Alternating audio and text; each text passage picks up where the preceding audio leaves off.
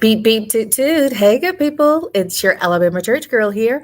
First, giving honor to God, who is the head of my life. To all the leaders, saints, and friends, welcome, welcome, welcome on in. So glad to see you on this Friday evening. Happy holidays to those who celebrated on yesterday, the 4th of July, Independence Day for the United States of America. Happy holidays to you. I do want to definitely beat beat toot toot to our senior deacon in the building. Hey there, Kevin. Hey friend. I do want to say we send our deepest condolences to the Jabbar and to the Jabbar family, the Scotts, and there is another name. I want to say the Moores. Um, in Huntsville, Alabama. One of the cast members of Love and Marriage Huntsville sadly had an untimely passing this week. That's Miss Kiki Jabbar. We know Kiki as Tisha's um, cousin slash sister. We know how those relationships goes, the family ties in the black family. Tisha brought her on and stated that, even though they were cousins, their relationship was as close as sisters because Tisha didn't have a sister of her own, but Kiki was close enough in age to be her sister. So we do send our deepest condolences to Kiki's family, her husband, her children, as well as Tisha and her mom and the rest of the extended family. It's never a fun thing, and Kiki was only 42 years old, so that's younger than me, y'all. And like I said, we send our deepest condolences to the family. Let's be respectful of the family and give them time to grieve and allow her to rest in peace. Amen to that.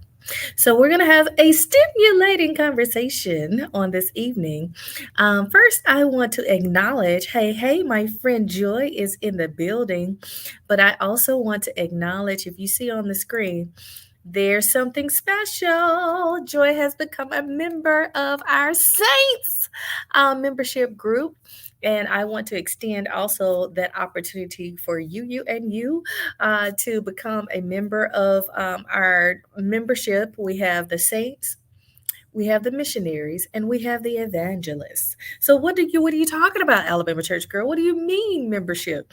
Well, there's some behind the scenes content that you can get as a member of our congregation. With the saints, you're going to see more of me. You're going to see more of who I am as an individual. I'm more than just this silly talking, corny, nerdy Alabama church girl that sits here on the platform each week and give my commentary. There's more to me than that. I'm very, very, very layered. I've done a lot of things. I think I've shared that before. Yes, friend. You know what? A strong support system is always great. So I appreciate you, friend. Um, but I have shared before that I've done a lot of jobs in my lifetime. But not only have I done a lot of jobs, I've done a lot of creative activities in my lifetime, and I continue to do a lot of creative activities.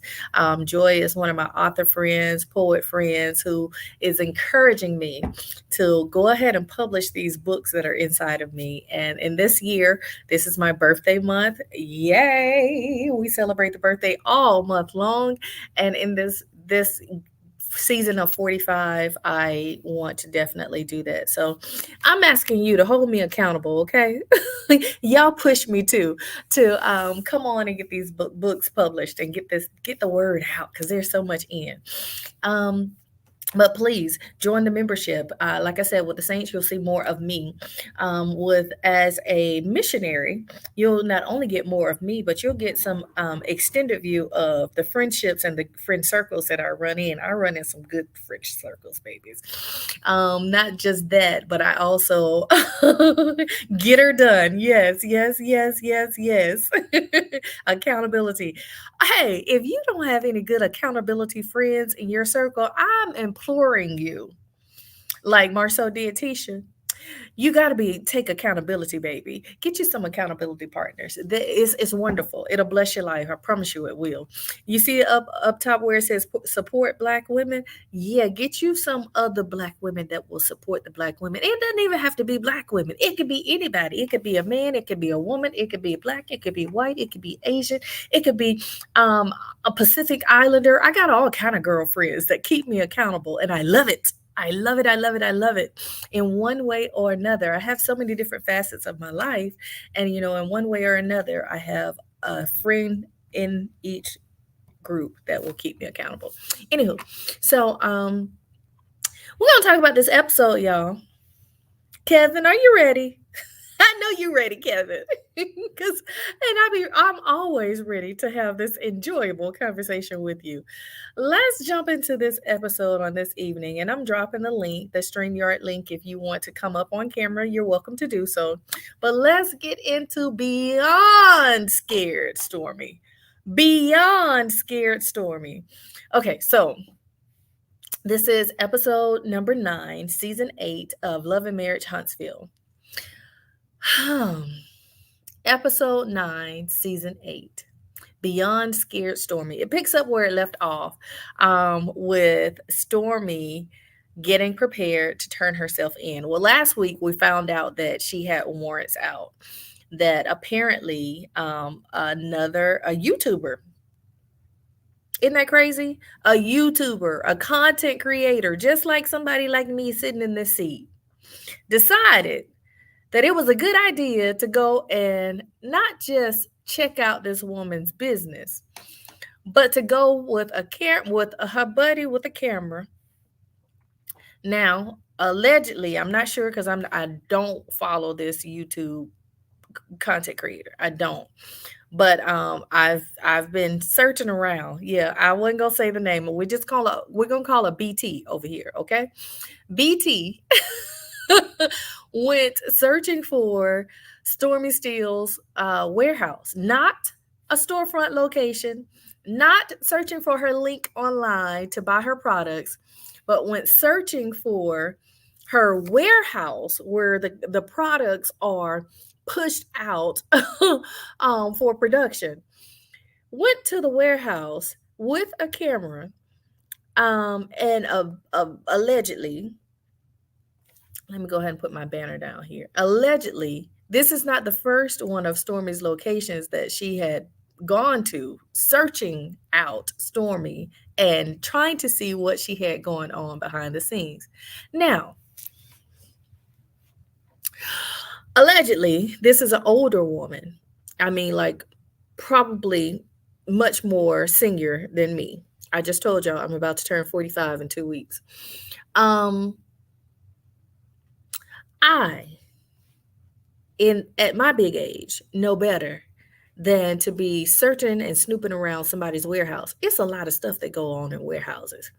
And there's a lot of protection for good reason, because that's the money maker. That's where the money is in the warehouse.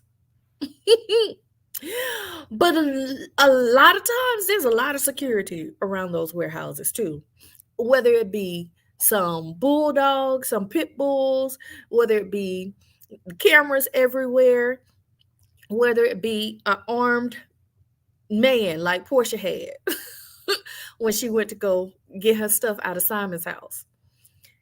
There's a lot of security around warehouses. So you put yourself at jeopardy, Miss BT, just walking up to somebody's warehouse like you some journalist or some private investigator, and you're going to go and stir up trouble. Now, I have questions, and I would love to hear your answers. Is this okay? Do we run around here, Black women, screaming, support Black women, support Black women. But let's have a real conversation. I am the Alabama church girl, and we talk the taboo topics of the Black church and the Black community over here. Let's have a real conversation. Do we support each other, Black women? Or are we running around here trying to tear each other's businesses down, Black women? Because, ma'am, Mrs. Elder, what are you doing? Why would you put yourself in that type of jeopardy? Even if you decided to go to this woman's house just to say hello, I'm gonna just drop by Stormy's house because I saw her on the Love and Marriage Huntsville show, and I live in Huntsville. I don't know if this lady lives in Alabama, lives in Huntsville, live in the area or not.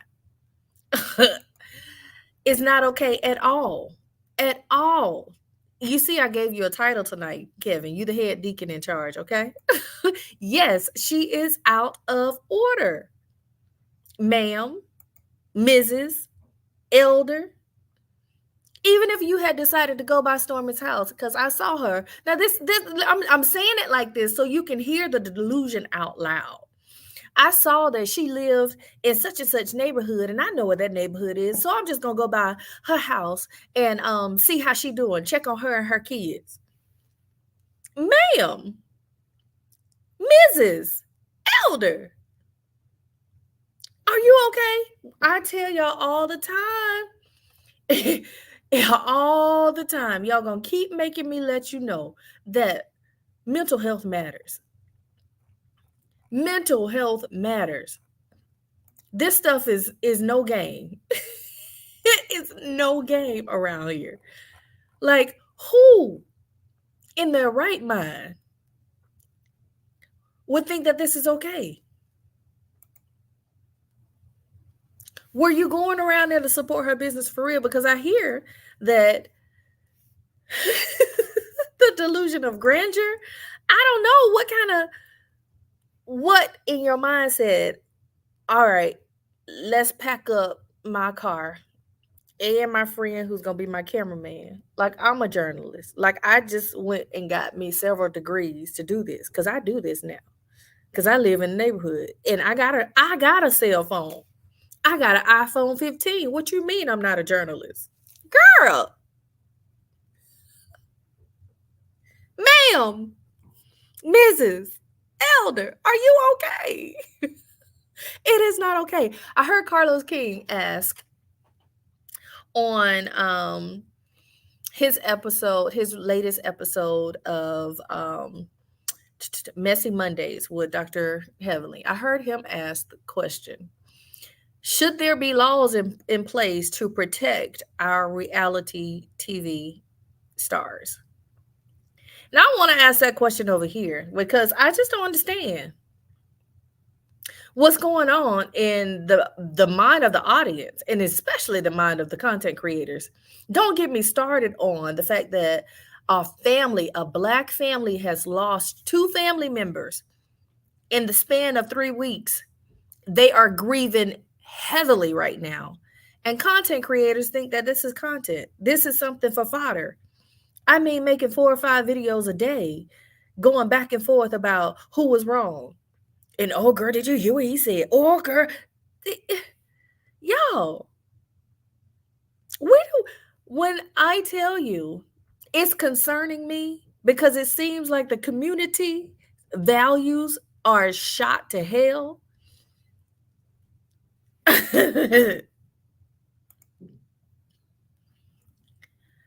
Are reality show stars different from other public figures? Well, Pacino, yes. Yes. We tend to give actors in scripted TV a lot more respect than we give reality TV stars.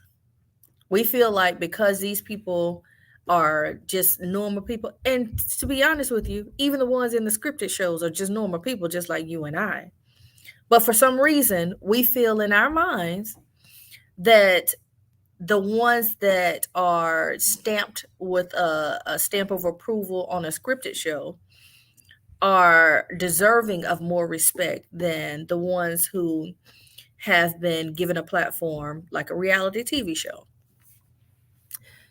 And the difference is the reality TV show stars are more tangible to us. Yes, they are real people in our neighborhoods that have been given a platform. Here's where I think we go wrong. Black people, listen up. Those that look like me and you, listen up, please. We have this oppressed mentality. We do. We do. We do. When we see someone that we think, oh, you just like me, you're supposed to be on the same platform and position in the same position on this race of life as me. How dare you get ahead of me? So now let me go and snatch you down. Let me pull you down a peg. We do. And I'm not saying personally, I'm not picking on you, Miss Pacino, but I'm saying as a collective, we do. The collective, the great majority of the collective do this, whether they are rich or not, rich or poor. The mindset is oppressed. The mentality is definitely oppressed. And I'm concerned. And that's why I wanted to have the conversation. Pacino says, let me put it on the screen. I don't know.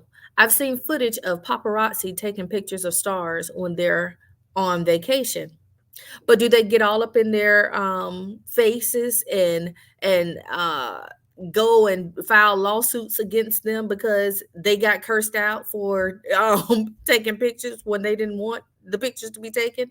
Do they go up in their businesses and cause trouble on their business to try to get it shut down and call their jobs and call their employers and say this heinous stuff to try to get them fired from their job? That's where the disrespect is different. It's different.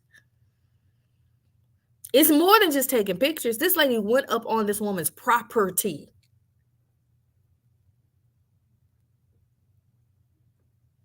Do y'all remember when those people jumped over the fence and landed down in Kenya Moore's property?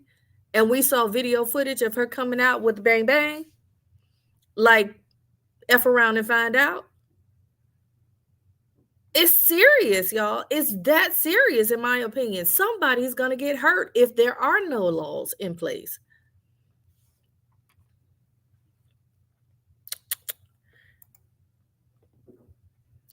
Pacino says, I don't know. I think it's bigger than reality show stars. How far? How far are we going to extend it out? Because definitely, I do think that there should be some laws in place for protection. Because people, the scriptures say that laws are made for the lawless, and the people are lawless out in these streets right now.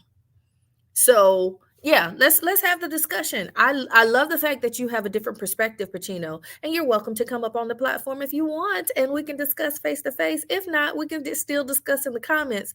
But please share more. Please, please, please share more of your perspective of this, because it's really getting out of hand, and I think that we're being a little bit negligent as content creators, because talking about that back and forth, I don't know what it is about us. And I'm talking to my people because I'm concerned about my people. I'm just like God. God said, if my people who are called by my name will humble themselves, I'm just like God. That's why I'm talking to my people. Okay. I'm concerned about us. I am really concerned about us, because there are whole platforms. What is it? Do it for the vine. I ain't gonna do it. Do it for the vine. I ain't gonna do it. That mentality of getting online to fight, or always recording, picking up the phone to record the fight so it can go viral. That whole Jerry Springer mentality. Let's go on TV so we can fight. If we go viral, not everybody gonna know us, and I'm gonna get some big contracts. The scripture said that the love of money is the root of all evil. And people are doing whatever it takes to get a little dollar. And they think that it's okay. It's not. When did we as a people lose our value system? Because I recall Black folks having strong values, especially Southern Black folk. Strong values. I am in the Bible Belt, baby. My friend Joy says there may be laws in place that folks don't know about, and rights that they don't know about, that they don't know they have until it's too late. Cyber stalking and cyber harassment laws exist. So, how do those laws apply to our reality TV stars? Because there's also a protection for the freedom of speech. And you're okay to say what you want to say, give your opinion, whether it's negative or not, or positive. But I think it's going a little farther than giving opinions. It's inciting violence to a degree. These opinions that are causing people to lose their job, would that fall under the umbrella of cyber harassment and cyber stalking? Because right now, this show has several lawsuits out. Just about everybody on the cast got a mugshot. It's getting crazy. Real crazy. Friend says when it starts to impact the person's life, well-being, and mental health. Okay, friend. See, this is why you got good people around you. Praise God, from whom all blessings flow. But yes, so I wonder how it's going to, this type of law or this type of law or legal setting is going to affect the lawsuit that's out right now. A cast member is being sued by a content creator for like $1.5 million, suing the cast member and own TV network. Now, I don't know. It does sound like some things have happened. I'm getting bits and pieces. I'm not that deep into the minutia to really find out all the details. It does sound like some things have happened, but this is getting out of hand. And it's not just this show. This show is, I think, by far the worst. And maybe because, us Alabama folks are more common than the rest. And maybe because, now I'm just going to be, what the people say, the colloquialism, speak the truth and shame the devil. I'm just going to speak the truth and shame the devil. Some of us in Alabama who look like me and you got some toxic families. Toxic AF families. And some of this is playing out because the toxicity that's within the family was showing up on the screen. I said it. I'm sorry. But I'm not sorry.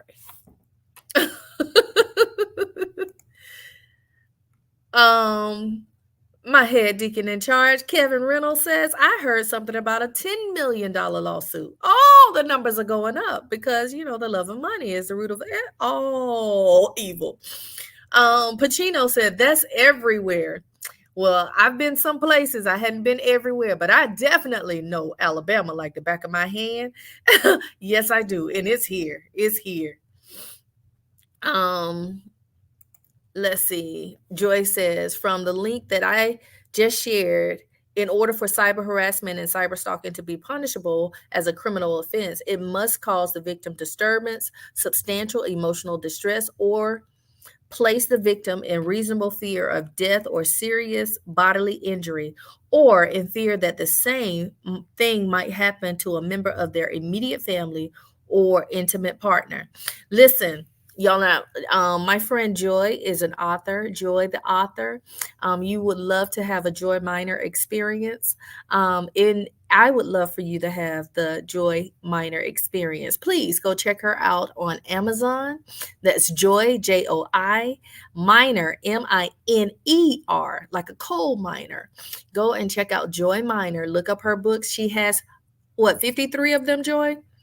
She is only 40 years old with 53 books. This lady is a writer for real. She's an author for real. Amen. She has been given the proclamation from the mayor in the city of Birmingham, Alabama, and she was 58. Oh, I'm sorry. I don't want to shortchange your friend. She got 58 novels on Amazon. So go check her out, please. Yeah. So Pacino says there are toxic families on The Real Housewives of New Jersey. I'm sure.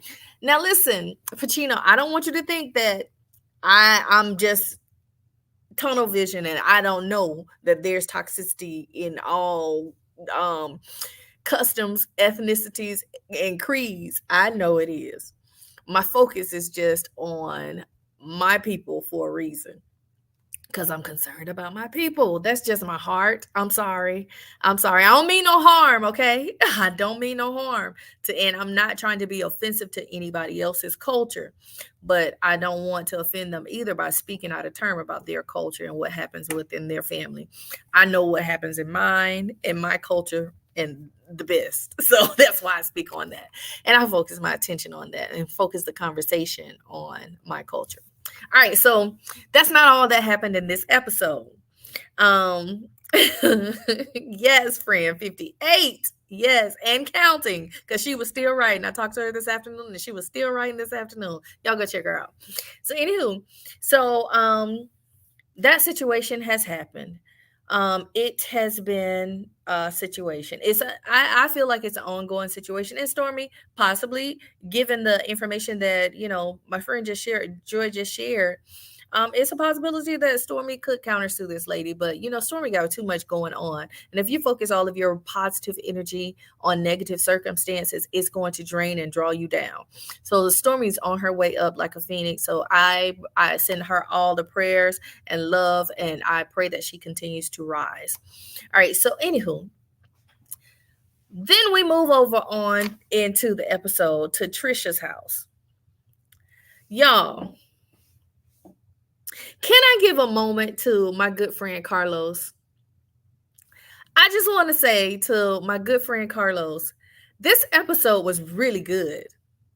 Episode 9, season 8. This is the people that were presented in this cast, in this episode. That's the cast that you need to move forward with. Y'all shoot me in the comments. Tear me down in the comments. But this episode gave story.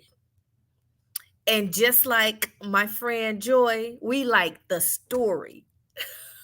We want to know the story. If you're going to tell us that these are regular folks with reality TV worthy stories, then give us the story. I don't want to see them fighting.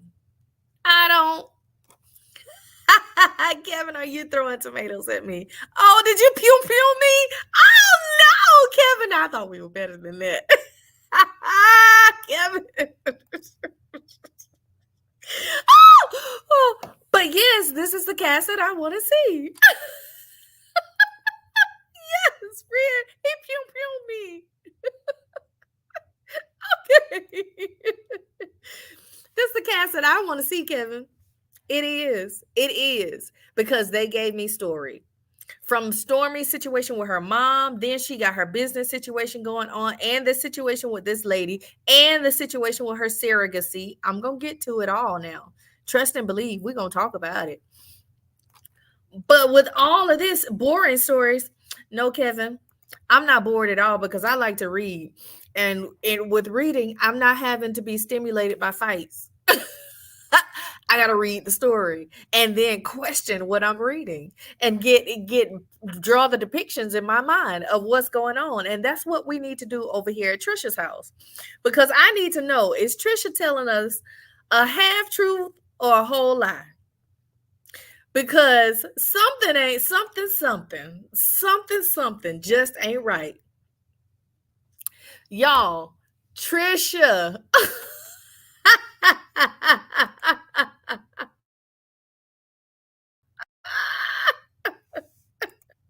I know what you meant, Kevin. I'm just being flippant with you.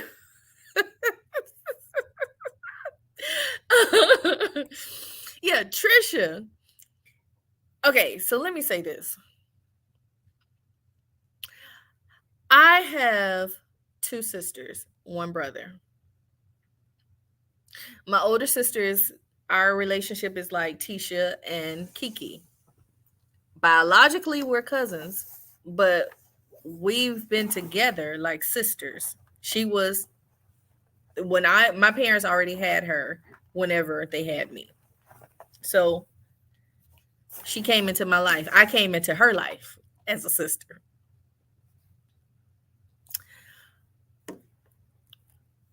I talk to her just about every single day. I can tell my sisters and my good close girlfriends like Joy everything. It's no secret unturned with my sisters. Because my girlfriends that are really my good girlfriends, they become my sisters.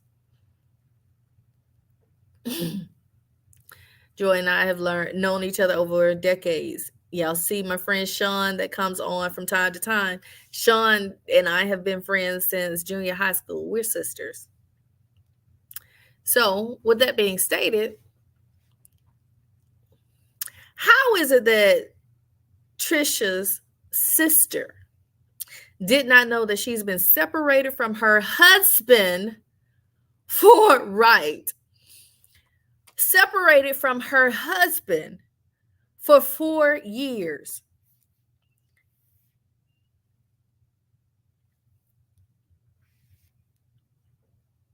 I'm just saying. I'm asking questions. These are questions. Y'all help me understand. How? Now your sister know you got a little plaything on the side because she said, I thought that Ken was supposed to be just a little fun for a moment. Oh, so you know she was cheating. You know she had a side dude. Come on, Martell. Tell the truth and shame the devil.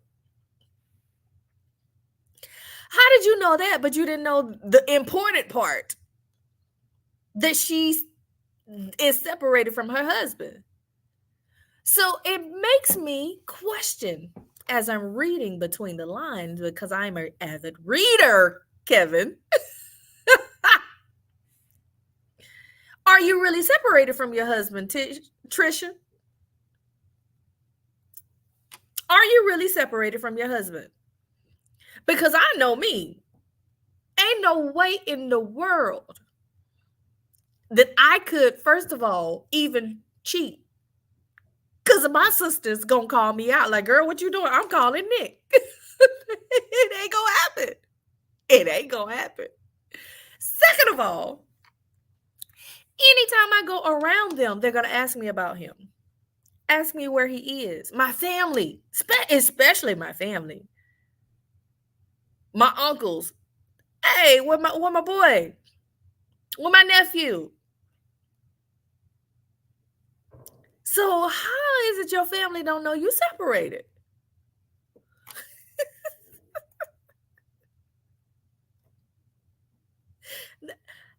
I don't know what that emoji means, Kevin. You got to spell it out because I can't read between that line. I don't read emoji lines that well. I'm still learning. But yeah, so how is it that you don't know that her sister that lives in the same city? Oh, okay. Yep, she is. And I think it's a whole lot. And the betrayal. So this is the first episode that I suspected this house might be an Airbnb. Because Trisha went in the cabinet and pulled out. Now she had all this food. And she laid out the stuff. But Trisha went in the cabinet. It looked like she was trying to make everything look good for the TV. Y'all saw her looking up at the cameraman when he told her to move them paper towels out the way. It looked like she was trying to make everything else perfect for the cameras. But she went in that cabinet and pulled out them plastic forks and rinsed them off like they were real forks. I said, ooh, Trisha, is this an Airbnb, girl? Do you really live here? Because if you really live here, ain't nothing wrong with plastic forks, but everything on the table would have been plastic. And you wouldn't have mind. And you definitely, I don't rinse off plastic. I don't know about anybody else. Is it me? Am I different? Y'all tell me something. Help me. Or as the old Sunday school teacher would say, learn me something. Learn me something today. Help me. Because I was watching. I pay attention, y'all. When I do watch it, I pay attention. That's how you know that this episode was good. Because I was watching, Karen. Yes, I was watching. Oh, Karen, I need you to stick around because it's something that I want to say that I think you can add some insight to. No, Fred said, no, I throw the plastic away if it's utensils. Yes. So why you wrenching it off? Like the old mother would say, why you wrenching it off, girl? So anywho, but back to her story. Um, Trisha says she had a talk with her daughter and son, and they were beautiful kids, teenagers.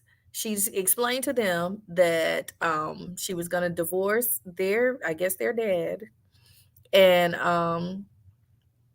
her and Ken were going to be together. How she asked them how did they feel about yes. Yes. Oh, see, my eyes ain't good enough. Yes, Gary, wrenching it off. But as the kids, how do they feel about her being with Ken? The kids approved. They gave their stamp of approval. I don't want to spend too much time on her kids because that's her kids, y'all, and I don't talk about folks' kids. I don't want nobody to talk about mine. So Karen Joy says hi. Joy Miner says hello. So she got their stamp of approval from the kids. So now she needs to have a sit down with her sister. She wants to tell both sisters, but one sister lives in California. So the sister that you see on the screen right now is the sister that lives in the same city with her.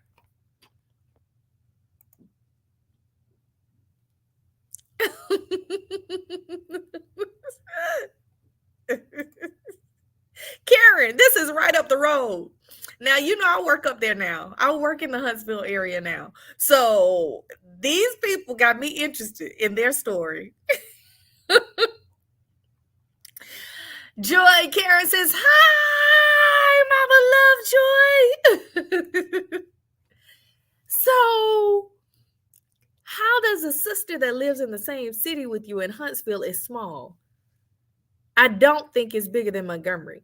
How is it that the sister that lives in the same city with you doesn't know that you've been separated from your husband for 4 years?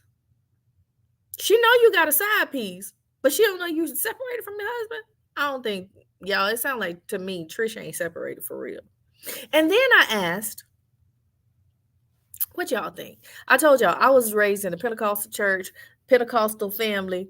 We couldn't wear nothing but long denim skirts. She is lying. Yes, she is. Couldn't wear nothing but them long denim skirts and t-shirts. Make sure that sleeve come all the way down here. Wasn't supposed to get a perm. See, I still ain't got no perm.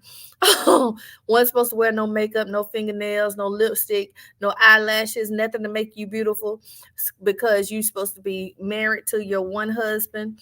And a woman needs to be married with her one husband as soon as possible because it's better to bury than to burn. That's why I got married at the age of 23 so that I could have some legal sex.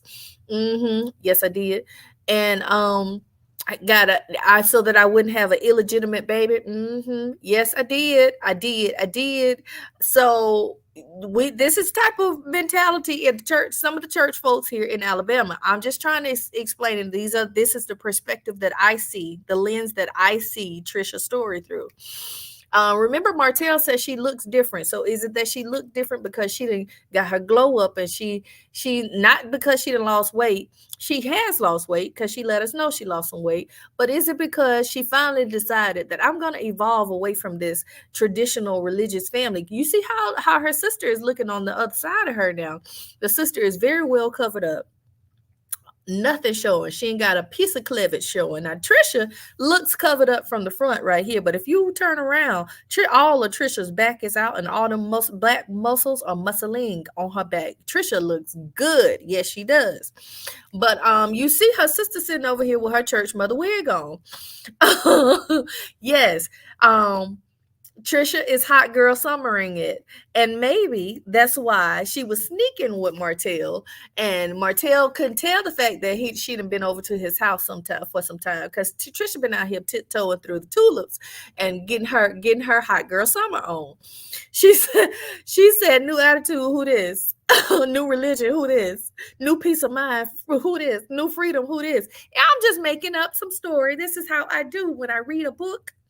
I got to read between the lines and find out, well, what kind of, because the story doesn't tell you what type of religion they come from, but religion adds to how their behavior acts out. Yes, friend. She been out here. The girl, look, friend, I got to catch you up. She done introduced us. She got a husband. She got a side dude. And she got a sneaky link all on the same show. This is her 8th episode. No, yeah, her 8th episode. She just was introduced to us on the 2nd episode. We just finding out who she is. She's had all of an hour and a half of screen time. And we already know she got 3 dudes under her belt. And she got them all on the same show. She a bad mama jamma. She is a bad mama jamma, friend. She been tiptoeing through some tulips. Or maybe they were tiptoeing through her tulips. Ah! Sorry, not sorry. Pun intended.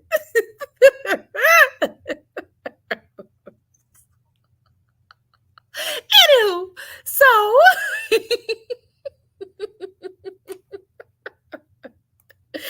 oh yeah, she putting the work on it. Yes. what the TikTokers do? Come on, they doing the dance. The TikTokers are out here doing the dance. Yes. Yes, she tiptoeing and marble flooring. Yes, she is, Karen. She doing the doggone thing. She pimping. Yes, she is. But listen, I ain't mad because I'm like, Trish looks good. Now, I will say this. I think she's probably around my age, maybe give or take 3-4 years. Her body is slamming. Yes, ma'am. Now, I don't know what the intellect level is like because Trisha showed us too much of that.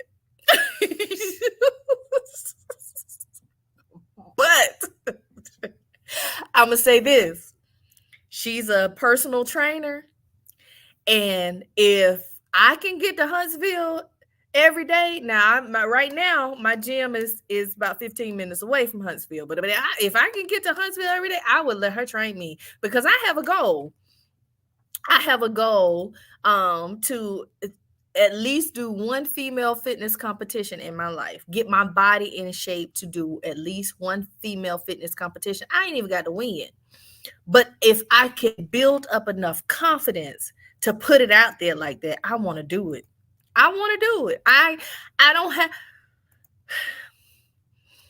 Yeah, that's one of my goals. But if I can get to Trisha and let her train me to get me fit and right, I would do it because Trish looks good. She looks good. Her body, oh my God, looks good. So let me get off that. But yeah, so Trish, she sat over there and fed her sister a whole plate of lies, in my opinion. She was trying to dress this up for the cameras. Clearly, she was definitely... Karen says, I'm trying to get a cool sculpt on my stomach and start over. You know what, Karen? Do it. Don't waste no time. Do it.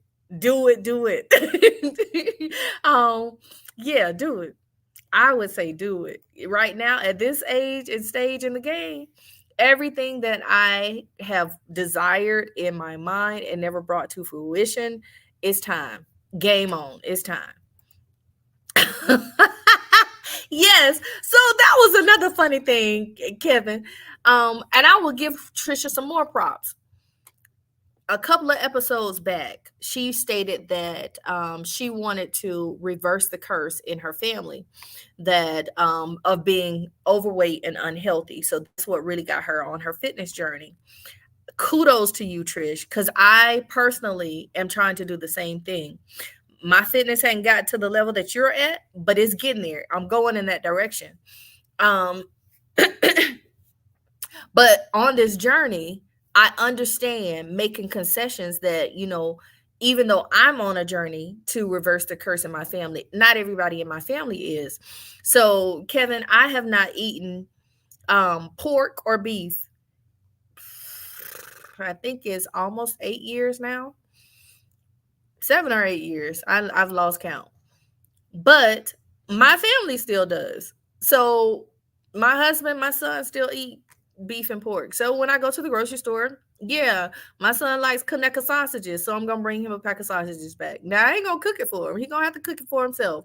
But I will still make a concession knowing that, hey, they're not on the same journey as me. And listen, I get it because my son is similar. I struggle with the sodas. My son does not pick up a soda. He don't want it. It's either water, lemonade, or tea for him. He don't want any sodas. And kudos to him, I hadn't got there yet. Now I won't buy sodas for the house, but I still struggle. I still struggle with a soda. So, I understood Trisha, excuse me, having all that fruit and vegetable tray out. I think she had a little chocolate on the tray too, but also having some chicken wings, something that the family would like. Anywho, I don't want to spend this much time on Trisha, but Trisha, she either telling a half truth or a whole lie. Well, the way my great grandma used to say, a half truth is a whole lie. So she's a liar, not a lawyer, but a liar. Yes, you are. Something ain't right, Trisha. Something ain't right. If your sister didn't know and she live in the same city with you, y'all got kids around the same age that you planning a whole girls trip to Houston with, and they don't know that you separated from this man, I don't think you separated from this man. I think when when he comes on the show, he's gonna let us know. All right, so we're gonna move forward because we had another great scene with story in it, with intrigue and mystery to it. Friend is laughing up a storm. She says a half true or a whole lie.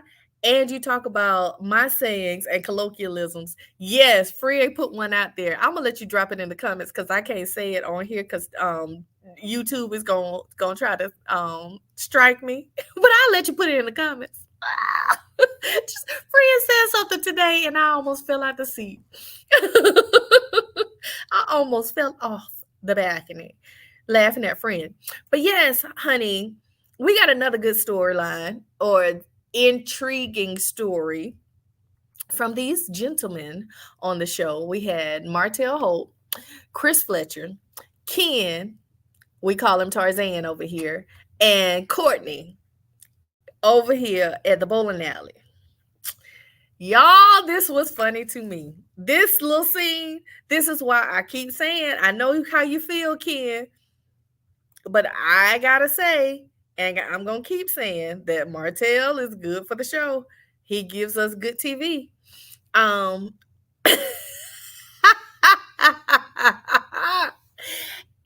that emoji is the one with the P.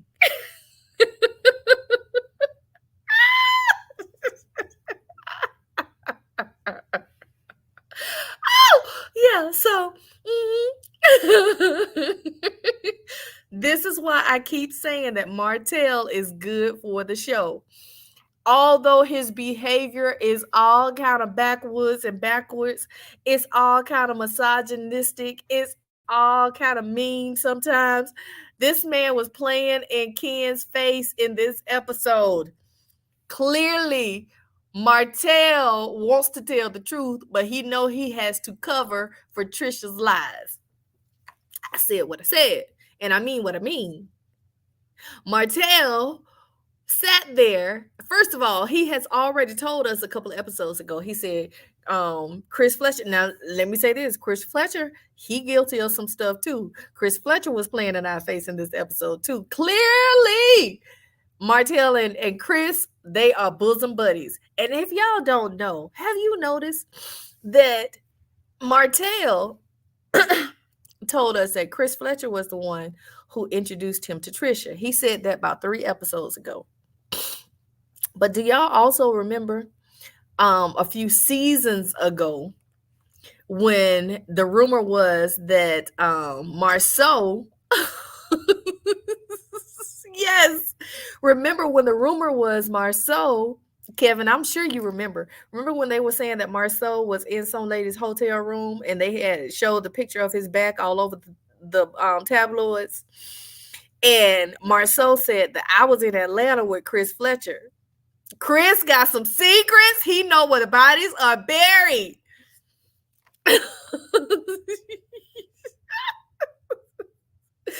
He too gets the side eye. Yes, yes, yes, yes. So Chris know what about his beard. He probably is the wingman. I don't know if you playing in the, what my friends say over here. You playing in the and you getting I don't know if you doing this, Chris Fletcher, but it seemed like you over there. If you ain't doing it, you surely setting them up, baby. You setting them up to get knocked down. So, Karen, they're over there at the bowling alley. Now, this guy, I don't know if y'all can see this arrow, but the one on the left, he is the wingman. Yes. The one on the left, the dark-skinned dude on the left, is Ken. Ken is Trisha's side piece. Remember Trisha over here in the white shirt? Yeah. Ken, this dark-skinned dude with all these muscles in this tight shirt, in the tight long sleeve shirt. That's Trisha's man. So both of them are muscling. Oh my God. Ooh, it wouldn't pay to see that OnlyFans page. I would pay to see the OnlyFans page. I said what I said, and I mean what I mean.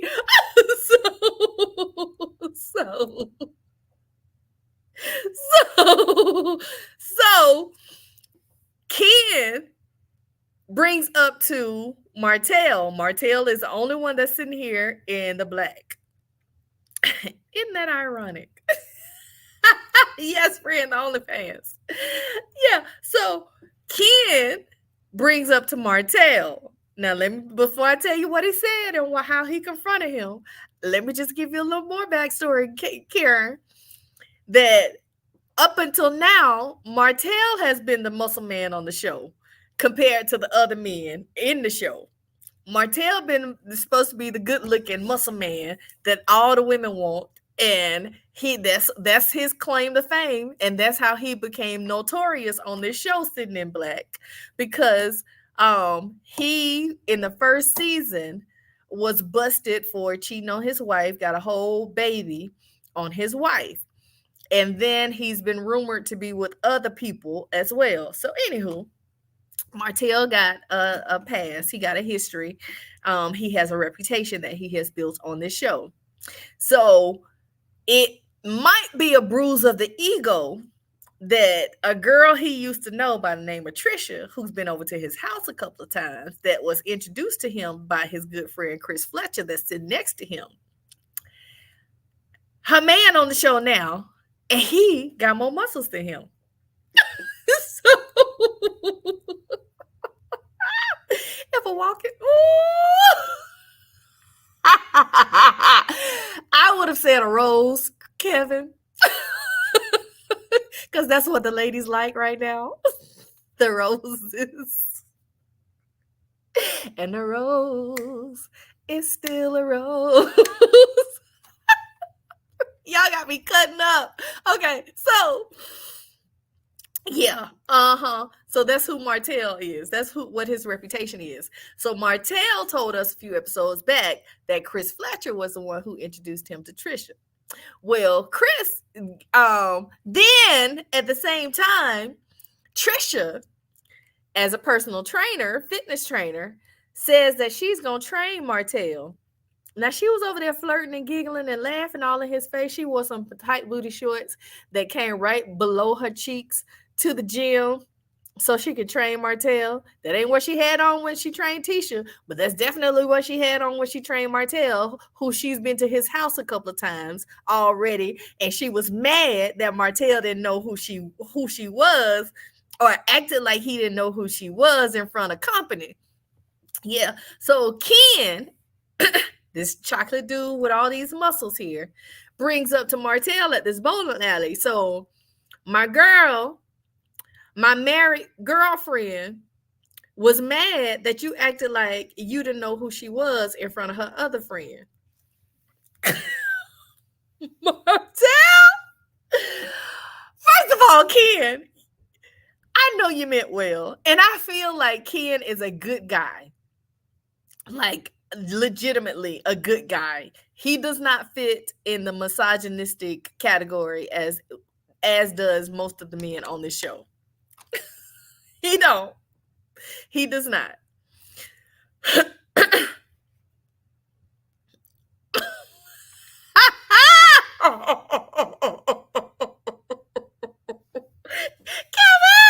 I ain't even gonna say it out loud. I'm just gonna leave it on the screen for a moment. Y'all read what Kevin said. Yeah, that's what it's given, though, Kevin. That is what it's given. Ken, in his good-mannered Southern man self, is trying to protect the image of his married girlfriend. I said it like I said it, and I said it like I said it for a reason.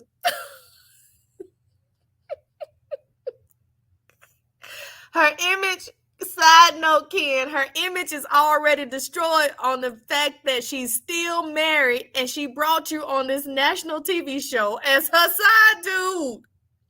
Image already destroyed. But Ken is a natural protector. And he's going to confront Martell. Why you act like you didn't know who my woman was? My married woman was. And Martell looking at him like, dude, are you stupid? Or are you stupid? Are you worse than me? Because Martell ain't smart, y'all. But Martell looking at him like, man, you know the camera's on, right? You don't want me to respond to this, do you? But I'm going to respond because you set it up. So now I got to respond. You called for me and I got to come show up. And Martell stood up. I guess it was his time to bowl, but he stood up. He got him a bowling ball in his hand because, you know, if it's about to go down, I can't fight this big old man. So he done already told us that he needed Trisha to train him because his dad body is going now and his muscles ain't muscling like they used to muscle.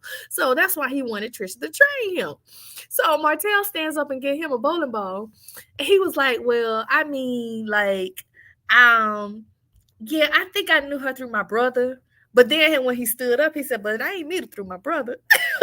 Oh, you gonna tell us the truth anyhow? Go on. Shut your mouth and keep on talking, Martell. So Chris Fletcher jumps in. He said, Chris Fletcher looking like, why she mad? Now, you know there's verbal and non-verbal communication. So clearly, Chris Fletcher and Martell have already talked about this situation before they arrived at this bowling alley. Now, Courtney is another good guy on the show. He does not fit the misogyny that these other guys give. But Courtney's sitting next to Ken. Courtney looking like, y'all some lying bastards up here, and I'm not going to get involved. Chris Fletcher said, well, why would she be mad? So what did he say? I think I wrote it down. He was instigating. He said, how are you supposed to know her? Like, how could you have met her? And Martell was like, I met her out somewhere. Now, he first said he met her through his brother. Then he said he met her out.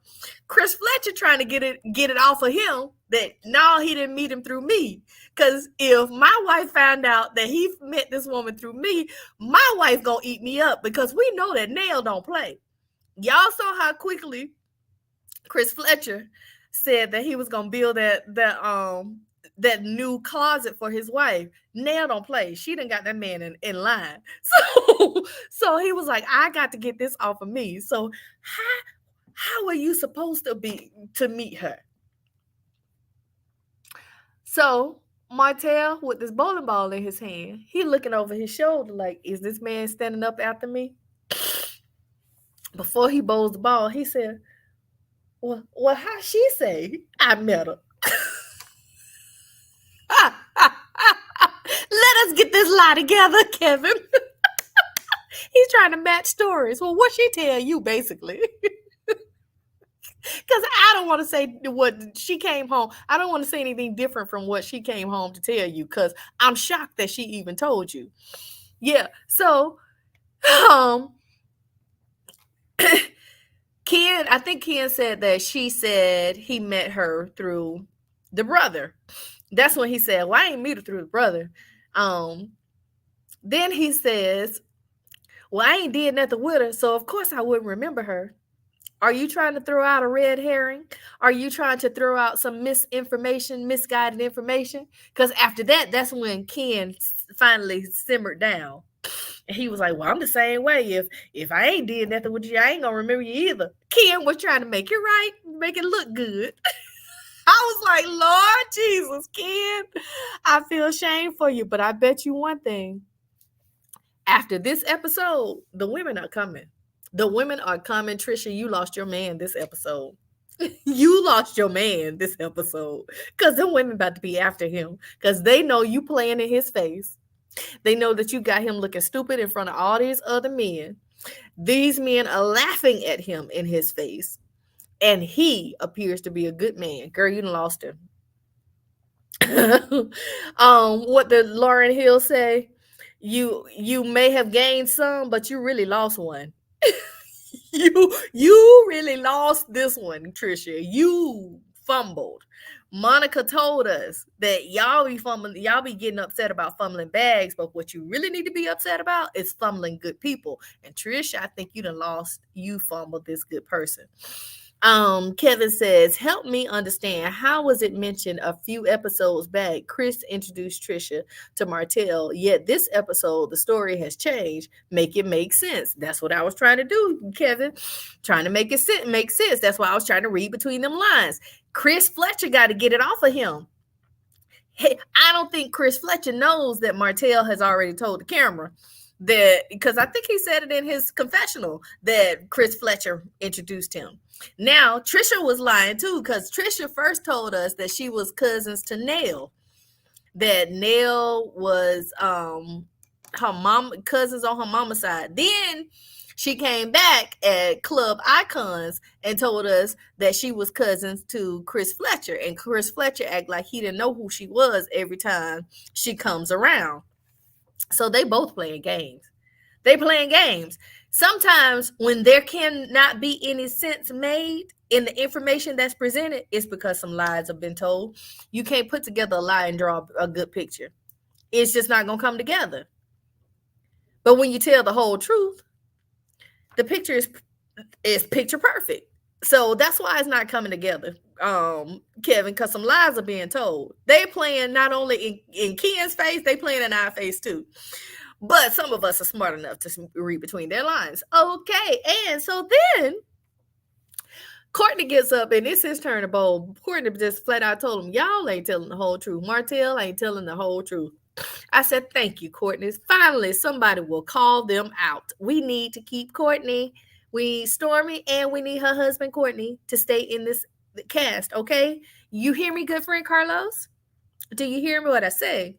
This is the cast that you need moving forward. Now let's move on forward, because Martell then sits down and says he wants to get remarried. He wants to get married again. And Chris Fletcher looking at him like, oh, because I know you a gigolo because I set it up for you. Chris Fletcher said, who you going to marry, your baby mama? Martell looked at him like he wanted to slap him across his teeth. He wanted to slap that slick out of Chris Fletcher's head. He said, man, you need to stop saying that ish. And Chris Fletcher looked like what I said, because you need to stop saying my wife is a side chick.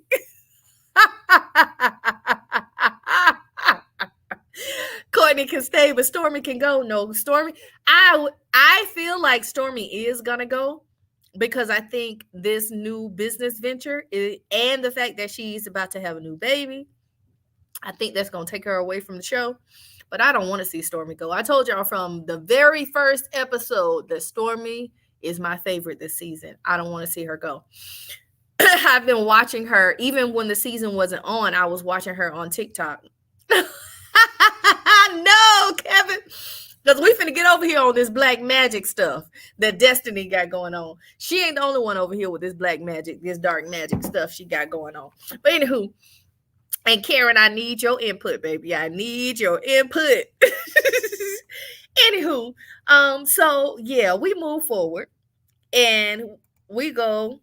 I guess it's another day. Another day's dawning, and we go over to Destiny, Trisha, and Tisha. Now, because their names are so similar, I am going to fall back to calling Trisha Jane. Jane is the one with all the muscles, okay? Y'all see all them muscles muscling? Yeah, that's her. That's Trisha, aka Jane.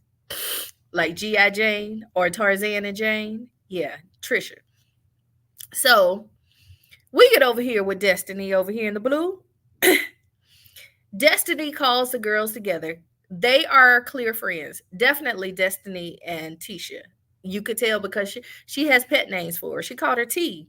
And she knew what she was eating and the fact that she wasn't eating the diet that Jane set out for her. So, yeah, they're good friends. I think we're going to give her the past tense. She was. Now she's been married to this man 30 years that no longer constitutes side chick. So, yeah. So, they're over here at the candle shop, Embrace, as you can see on Destiny's apron. Yes, this episode made me exhausted. And I asked Destiny, have you been watching Sanford Son lately? Because Sanford and Son, Fred Sanford, he had this statement that he would always make to Lamont. Lamont was supposed to all go get some supply for them to sell to make profit. And it seemed like Lamont always effed up the thing. And every time Lamont effed up the thing, we would hear Fred make the statement, "You big dummy!" And that's exactly the statement that I was making to Destiny in this scene. Destiny, you were set up the last episode for your money maker. They set it up for you. Production set it up. They laid it out for you. For the audience to be completely sympathetic to your side of this situation between you, Moses, and Sonny. Nobody likes how Sonny did you. Excuse me. Even the people who say they like Sonny don't like how Sonny did you. Yeah. This was the new episode for you to start peddling your new project, your new storyline, your new season. You said last episode, my cup is right here, but my water is empty, friend. I drank it all. Oh, I got a little tad bit. You know I be drinking that water all day. And I didn't run upstairs to get some more before I came on live. But anywho, so this was the episode, Destiny, set up for you to take us to your next 3 seasons. This was when you were supposed to introduce Dr. Francis, and y'all have a sit down and you talk about how they caused you emotional trauma. This was this episode.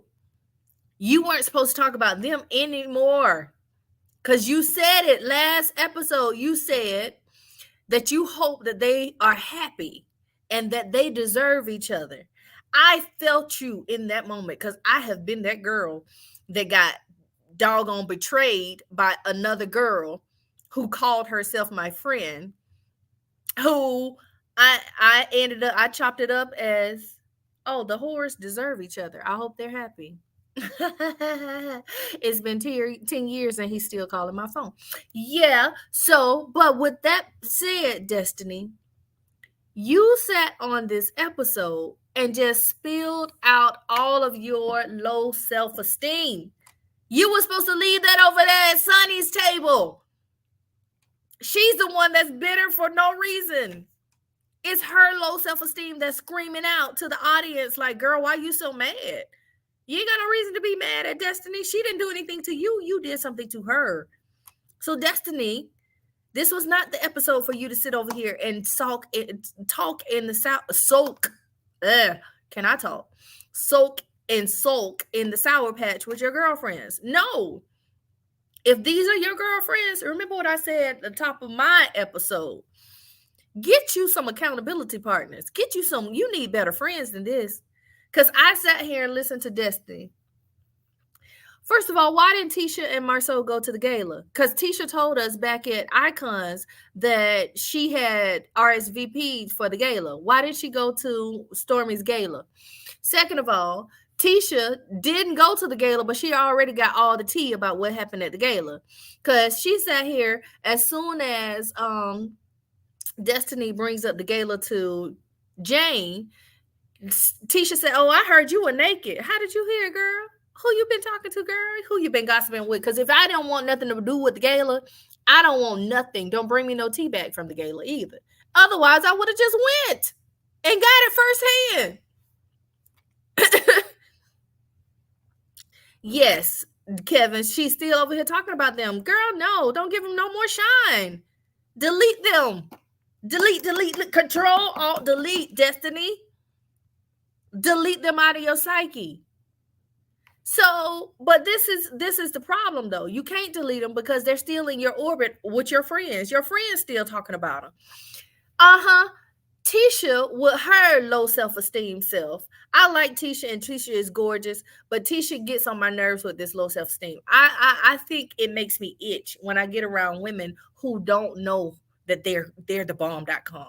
It makes me just want to pull on them and myself, pull on my own hair like, girl, get away from me with this low self-esteem. It bothers me. It bothers me, especially Tisha. Not only are you gorgeous, you are smart.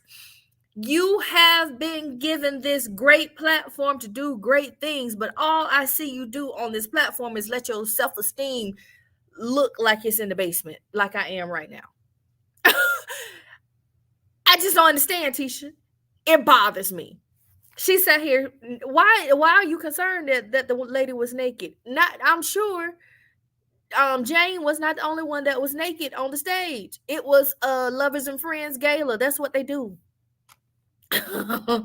Right, Kevin, living rent free in Destiny's mind. But let me tell you what else living free. If Messy Boots was a person, it would be Tisha. I think if low self-esteem was a person, it'd be good as them gold boots them Q's had on in Tampa, just stomping all over the place. Yes, Tisha is Miss LSE. She's not Miss A&M. She is Miss LSE, low self-esteem. I just was like, girl, if you don't shut up, I wouldn't want a friend like that. I would not want a friend that all they ever do is bring up how somebody else looking and how what they doing. Can you get him? I don't care about getting nobody, man. Girl, let her have him. I didn't want him no more. If he wanted her, I don't want him.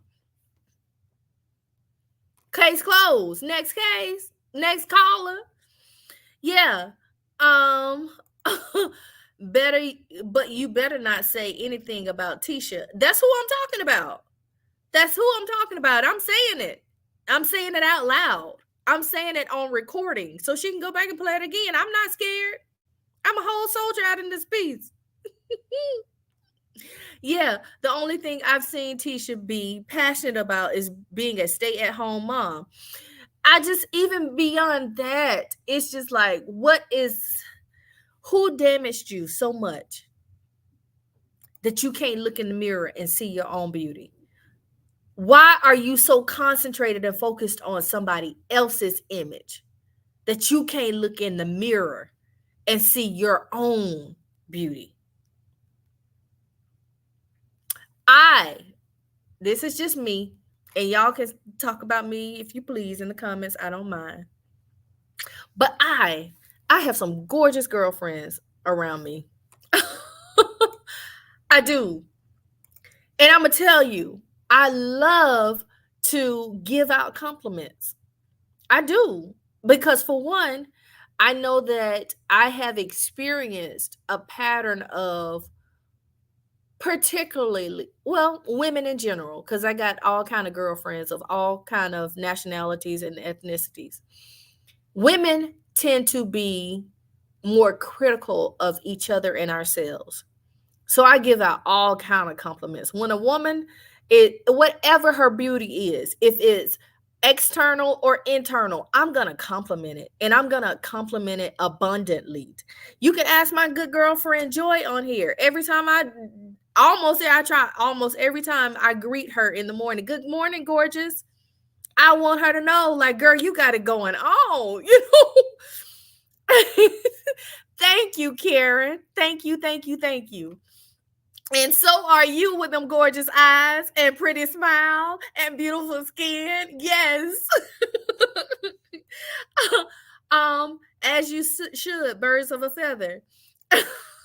Yes, friend. But I do that intentionally. I'm giving out compliments intentionally because I also don't ever want anyone, whether she's my girlfriend or just an associate or just a woman that I came into the same oxygen with, I don't want them to ever feel that I came in to challenge you, because I don't come like that. There is no challenge for me. I'm like Kendrick. It's no big three. It's just big me. That's the way I move. I'm sorry. I have lions in every single room of the house for a reason. Because it's my mentality that whatever space you enter in, you are to become just like that lion, the king of the jungle. You make that space. You own that space. Right, friend. Ain't no competition when you're confident in your own skin. But that's something I see that's lacking in Tisha. Y'all, we got a lot to say, so I got to hurry up and get through this. But I don't want anyone to feel like I'm coming to compete. That's what men do to each other. I don't come like that. Women should not do that. We should not. But for some reason, it has been my experience that women like to be critical of each other and like to compete with each other. I don't like it. I don't like it. And any women that are like that, they make me itch. I don't want them around me for a long period of time. And if you are around me and I cannot impress upon you to change your vocabulary and your mentality, then I don't need you around me. If I'm not making a positive impact on your outlook of other women, I don't need you around me, because that mindset is oppressive and it's destructive. And I can't do it. I can't. I cannot do it. I will not. I refuse to do it with you. So anywho, friend says, give him compliment is the greatest act of kindness. My children and I will yell at a compliment out the window at someone. Same, friend, same. I have plenty of times like shocked people walking into Sam's. Girl, that color looks great on your skin. Yes, you did that. I love those shoes. Yes, you are absolutely gorgeous. I love your hair. It's so beautiful. This is me all day, every day. And it's to the point where people will say, well, oh, she must be a lesbian. Or you must not know your worth and your value if you can't accept a compliment. Anywho, friend said, ain't no competition when you're confident. Right, friend. Pacino says, agreed. Right. I don't like it when I moved back to the Gump. I was like, what happened? Right. When I moved back, Karen, it was in 2005. And the first question I asked was, what happened to the movement? What happened to the supportive community that I read about? What's really going on in Montgomery? But yeah, it's a thing. It's not just Montgomery, but because that's where we live, that's what we know the best. Friend says, man, the way a woman smiles when you know you didn't expect or feel seen is priceless. It should be commonplace. And that's my desire. That my influence amongst my crew can be that impactful that it does become commonplace. It's a common thing. Well, you and I and the friends that we hang around, it is commonplace. Girl, you look good. Look at that smile. You better go, girl. It is commonplace with us. But can we impact more people? Kevin says, on another note, I thoroughly enjoyed listening to you.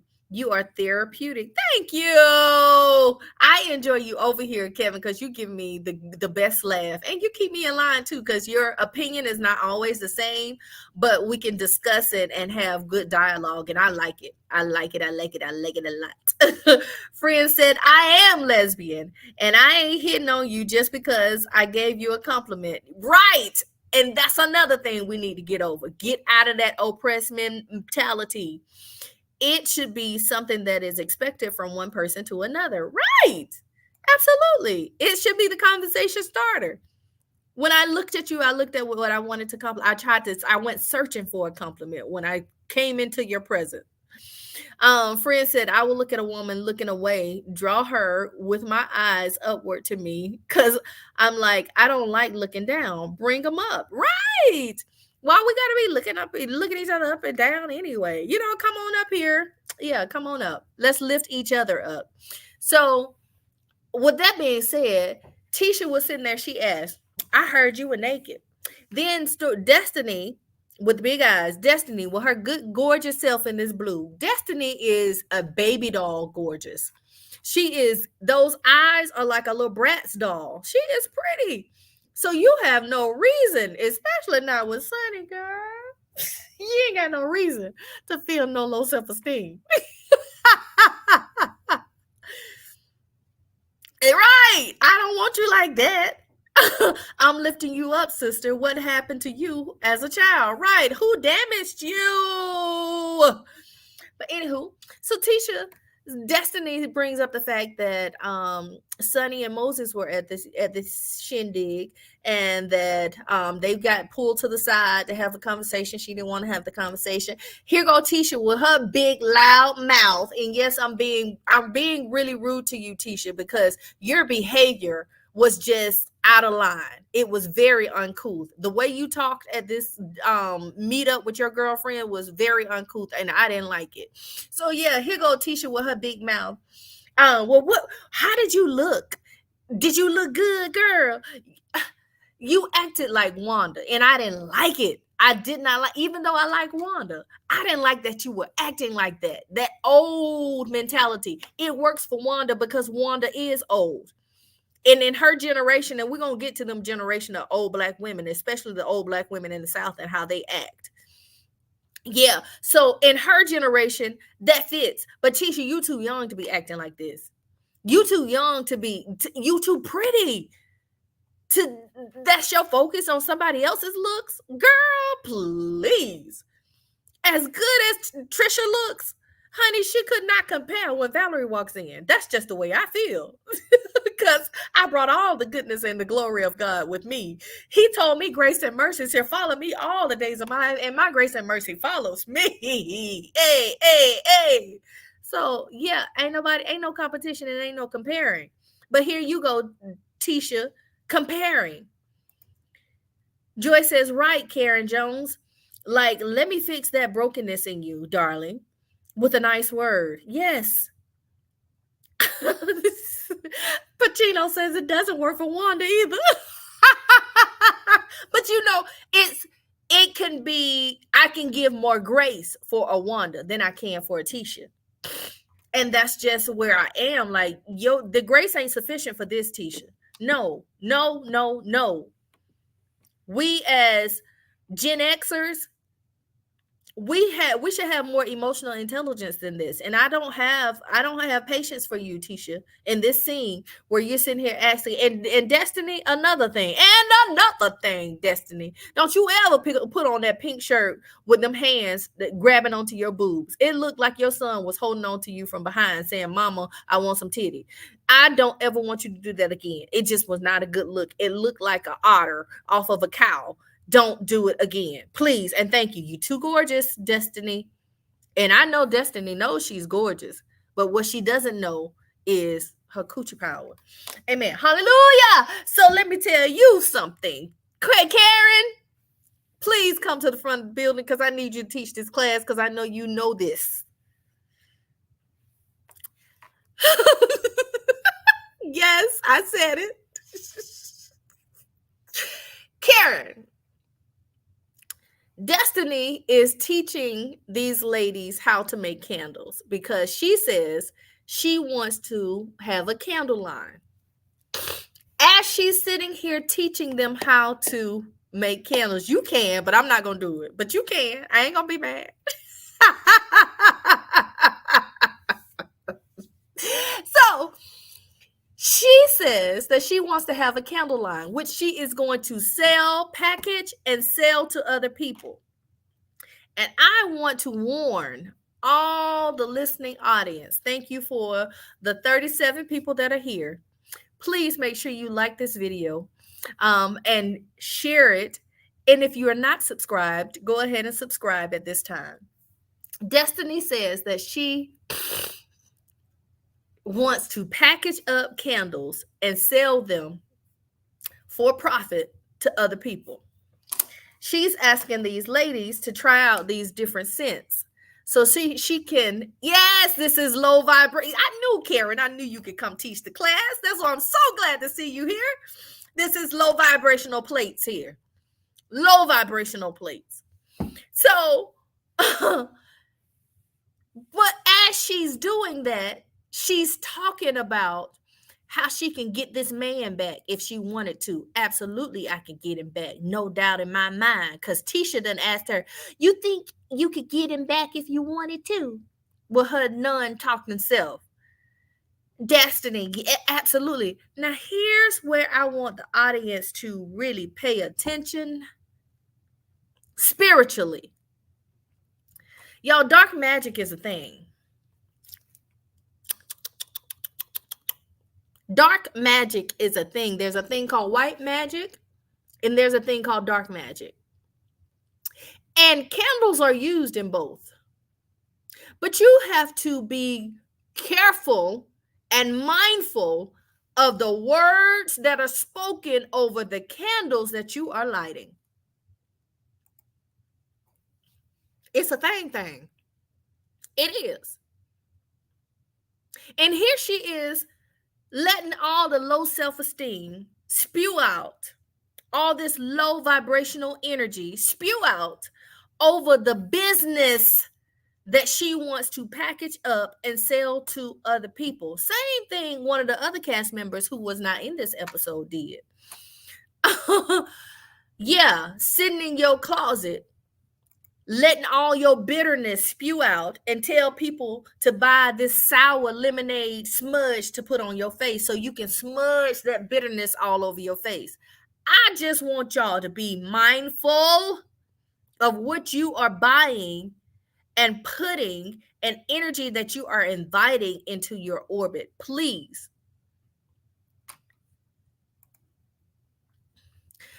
Karen says she's toxic and she needs to sit in front of the black candle and release her toxic energy. Yes. Give Karen, she needs to go out into the backyard.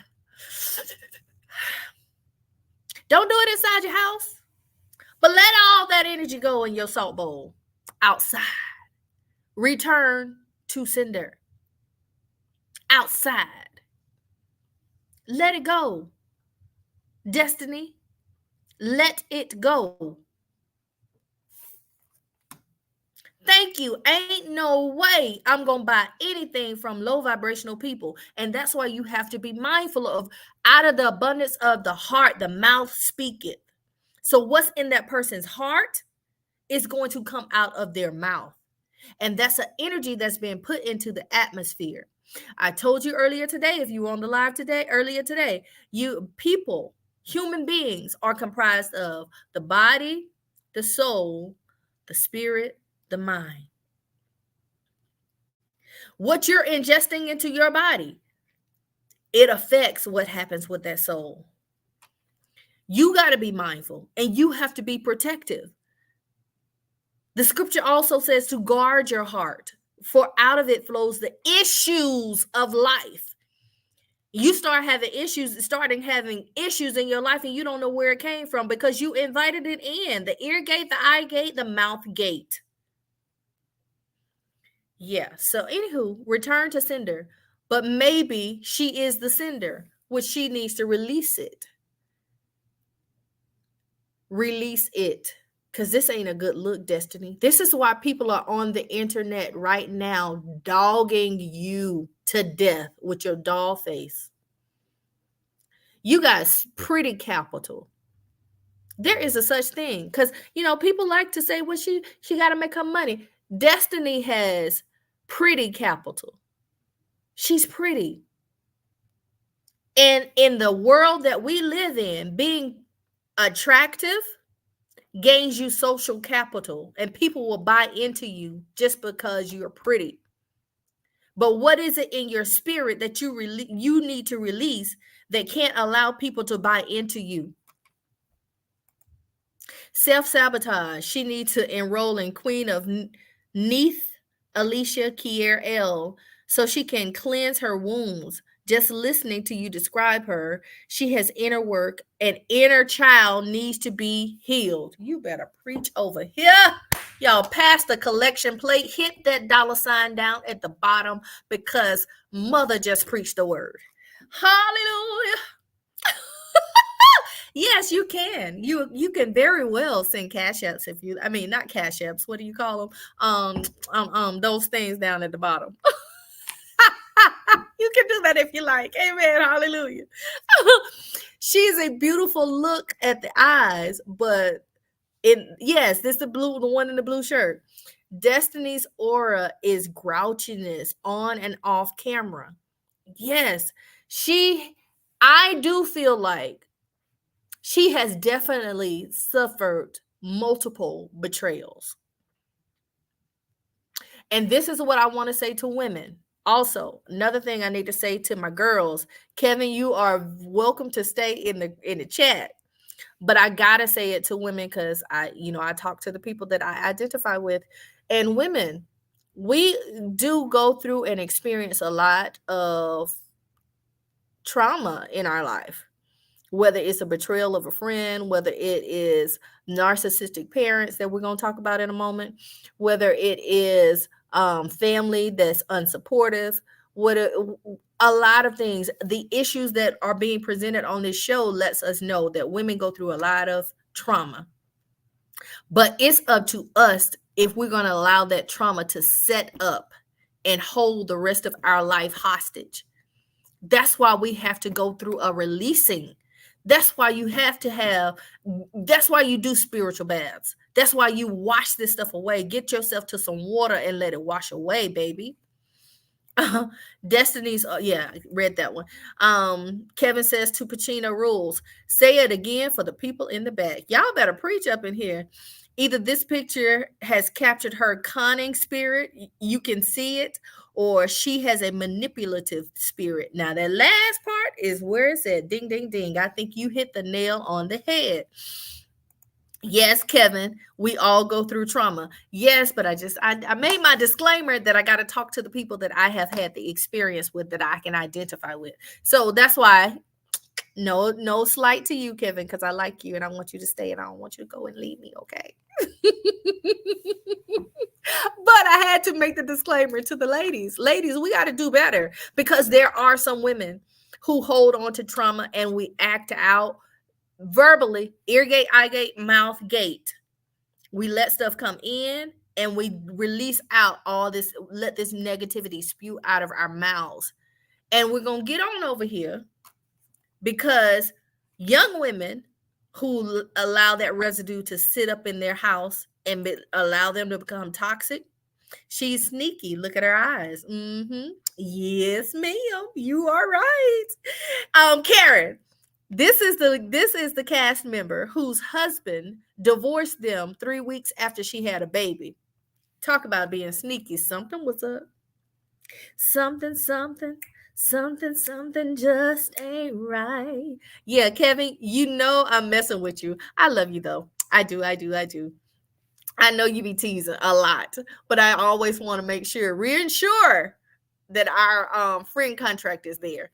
Yeah.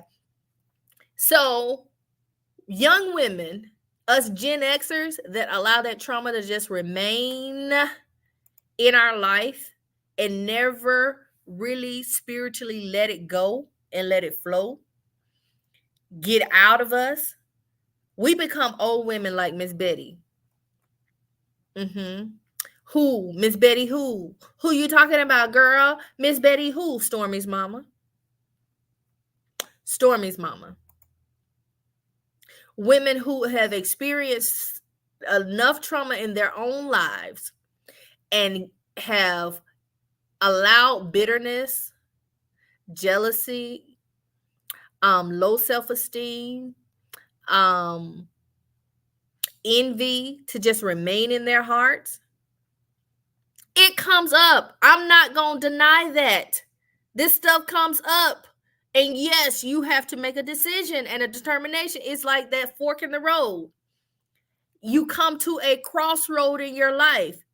Do I go down this path of bitterness for the rest of my life, or do I go and wash myself by the pool of Bethesda? What do I do? Go dip 7 times in the pool. Yeah. Yep, that's what they saying. Karen, you hear this? Kevin says that word on the street, Destiny has had 3 DNA tests after having that baby. Hence, one of the reasons why her ex-husband ended the marriage. I don't want to speak on the baby, but the test, that's what they saying. I don't know if it's true, but that's what they said. 3. And 2 of the men allegedly have been on this show. I'm telling you, these Huntsville streets, these women got some hot stuff. What you say, friend? Friend said that you play and you get Where we at? Let me put friend comment back up here because she said it. She said a thing today. That should be the word of the day. And that's what they doing in Huntsville, baby. They getting it. They getting it in.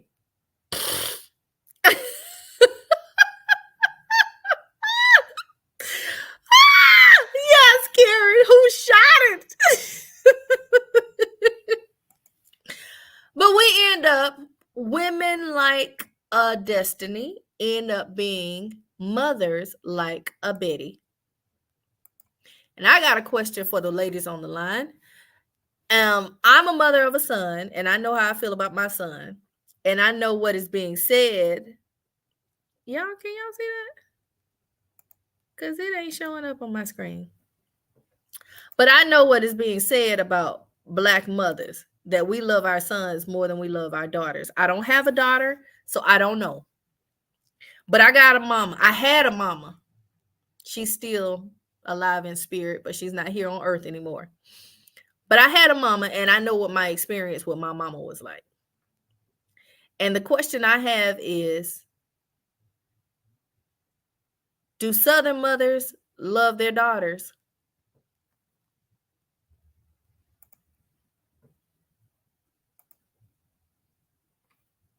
Yep, that's what I see, Kevin. She is a future bitter Betty. I would be so embarrassed to tell someone that she had to have multiple DNA tests. Yep. Kevin, a negative Nancy. Yes. All right, friend, let's have this conversation. She says, I don't think Southern mamas know how to love their daughters. Why? Because when you let all those other negative, low vibrational energies remain in your heart, guess what moves out? Light and darkness do not sit in the same space. I have heard that before. I felt that between my sister and I. So I'm not crazy. I didn't make this up. Yes, Southern mothers do love their daughters. However, Southern mothers teach us differently in love. You see, Karen, I knew I needed just a little more mature. I think you're only a couple of years older than me, but I know you mature. You are very mature. And I love it. I love it because you said this so accurately. Yes, there's a love, but it's not the affectionate type of love. It's not the affirming type of love. It's not the supportive type of love that we mothers tend to give our sons. I think it's because what's taught. They want to prepare their daughters for the world, yes, that they're going to have to face being a woman. I will say, friend, that's how my mama trained me, and I'm not lying. I was her firstborn biological daughter. So she was harder on me than she was my sisters. When I tell you I got the brunt, I got the brunt. I couldn't do nothing. And I'm gonna tell you what it lends to. It lends to anxiety. That's why I gotta go to therapy. Cause anxiety, I sometimes, and that's where this getting stuck to make a decision. Because if I don't move perfectly, somewhere in the back of my consciousness is that talk, that self-talk that she has instilled in me, that you might as well just give up. You shouldn't have even done it no way. You're bad, that badgering talk because you weren't perfect. My mama made us have all A's. And I say that specifically and intentionally. She made us. We could not bring a B home. I got in trouble for having a 90. It was hard, but her thought behind it was, my daughters will be intelligent and they will get their education, because if you got your education, you will never have to depend on a man to do anything for you. And that's the mindset that she had. Let me go back because I'm missing comments. I'm sorry. Karen says, I sat on the porch with grandma. I did too. My grandmother, I never went to a daycare. So, I still be learning social skills, even at my big age. I never went to a daycare. So my grandmother was my nanny, quote unquote. But I learned so many things from my grandma. Yeah. Kevin says mothers are coddling towards their sons. Yes, I do agree. I have to say, honestly, Kevin, transparent moment. That's sometimes some of the spats that me and my husband have because he feels like I'm too soft on my son. But the way my heart is set up, I am a tender-hearted woman. And like I said before about Trisha trying to change those generational curses, I'm really trying to reset that mindset for my son, that, hey, it's okay to be a soft parent. Be assertive, but at the same time be loving and affectionate. Because I want him to raise my grandkids in that manner. I don't want to raise my son in a manner to where he feel anger is the first emotion that he needs to run to. I want to teach him emotional intelligence. I want to allow him to speak out his emotions to me so that he can know how to voice his emotions and not act out his emotions. That's my mindset. Karen says Black mothers teach how to survive, how to make it happen, how to suck it up and drive on. Yes, how to cook, clean, carry yourself as a lady. I have 7 brothers and I grew up with 6 to 5 older. Yes, Karen, I totally agree. Friend says my mom was harder on me because I was stronger, more independent of her children, the more independent of her children. if that makes sense. Yes, absolutely, because I experienced the same thing. I sit back and think sometimes that she really prepared me for these terrible folks. Yes, and I will say too that I know she loved me. I know she loved me. And I know now that her intentions was for preparation. But I also know that there were times where I longed for her to just be affectionate to me. I didn't join. Oh, Jesus, I'm about to tell my business for real. My mama didn't tell me she loved me until I was 35 years old. That's the first time I remember her telling me that she loved me. And she wrote it on a card, and I still have that card to this day. That was the first time I remember my mama telling me she loved me. So that's why I can ask the question, do Southern mothers love their daughters? Um, Friend, let me see. She says, I encounter because of how different I am. Yeah. These terrible folks that I encounter because of how different I am. Yes. Have you read the book Battlefield of the Mind? Yes, I have. I read it when I was in high school because I was such a super saved, sanctified, filled with the Holy Ghost young lady. Reading all of the Christian literature. Karen says, Mama tried to raise a lady, but daddy won. He taught me don't take ish from no one. Right. And I got that side too. My dad and my uncles did a whole lot of mechanic work and, fixing things around the house. And that's what led me into becoming an aircraft electrician. Also, I was a bit of a tomboy, although my dad made me be a lady, honey. My daddy was like, if I find out you're gay, I'm going to kill you. so he was the one pushing for us to take etiquette classes. And my mama put us in pageants and stuff like that. But I have a balance between the two. But I know my mama was hard on me. And when I saw this scene with Stormy and her mother telling her mother that, hey, you were not there for me, and it hurt me. Even at her big age, Mama, I just wanted you to be there for me. My husband's family had to come and be there for me, and you weren't there, and it hurt. I wept for her in my spirit because I know how that feels. This is the story. This is story. This is story, Kevin. This is why these people that were represented in this episode should be the cast that moves forward because they got story. Friend says, I remember my mama told me that a man don't want a woman that don't need him, then raised us to never need a man. Yes.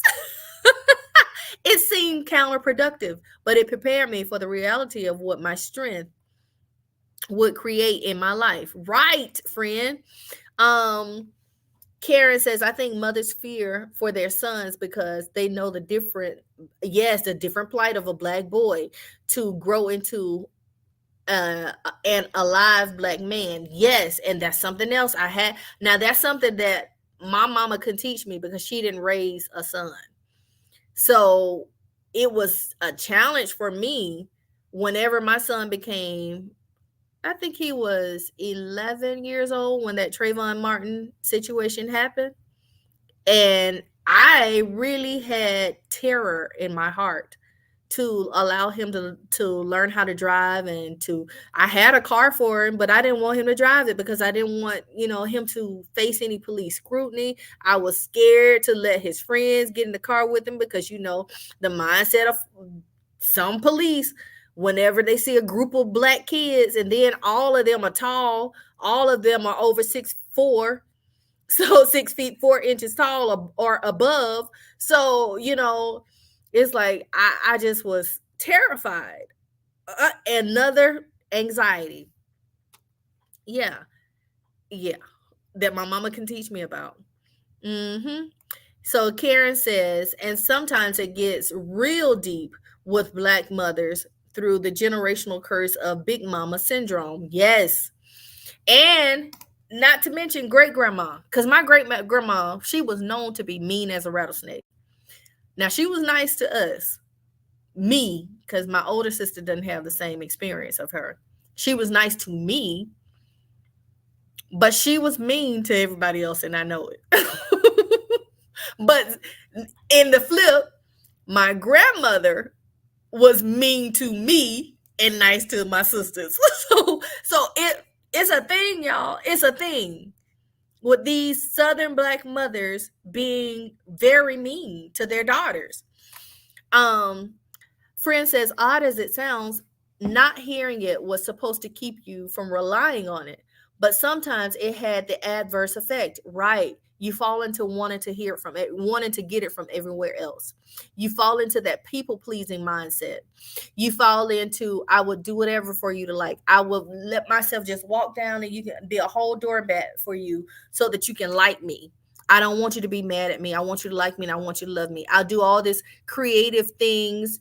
I want you to see how talented I am. I want you to see how gifted I am. I want you to know how smart I am because I want to be liked and I want to be loved for who I am.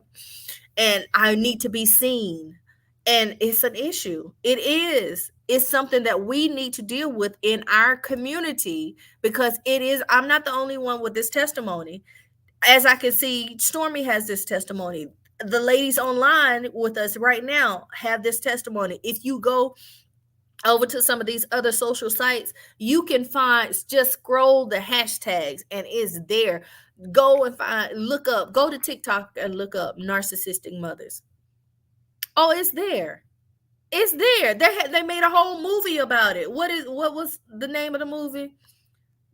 Mary's baby, Jane's baby, somebody's baby. It's a whole movie about it.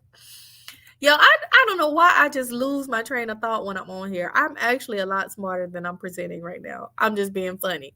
Okay, so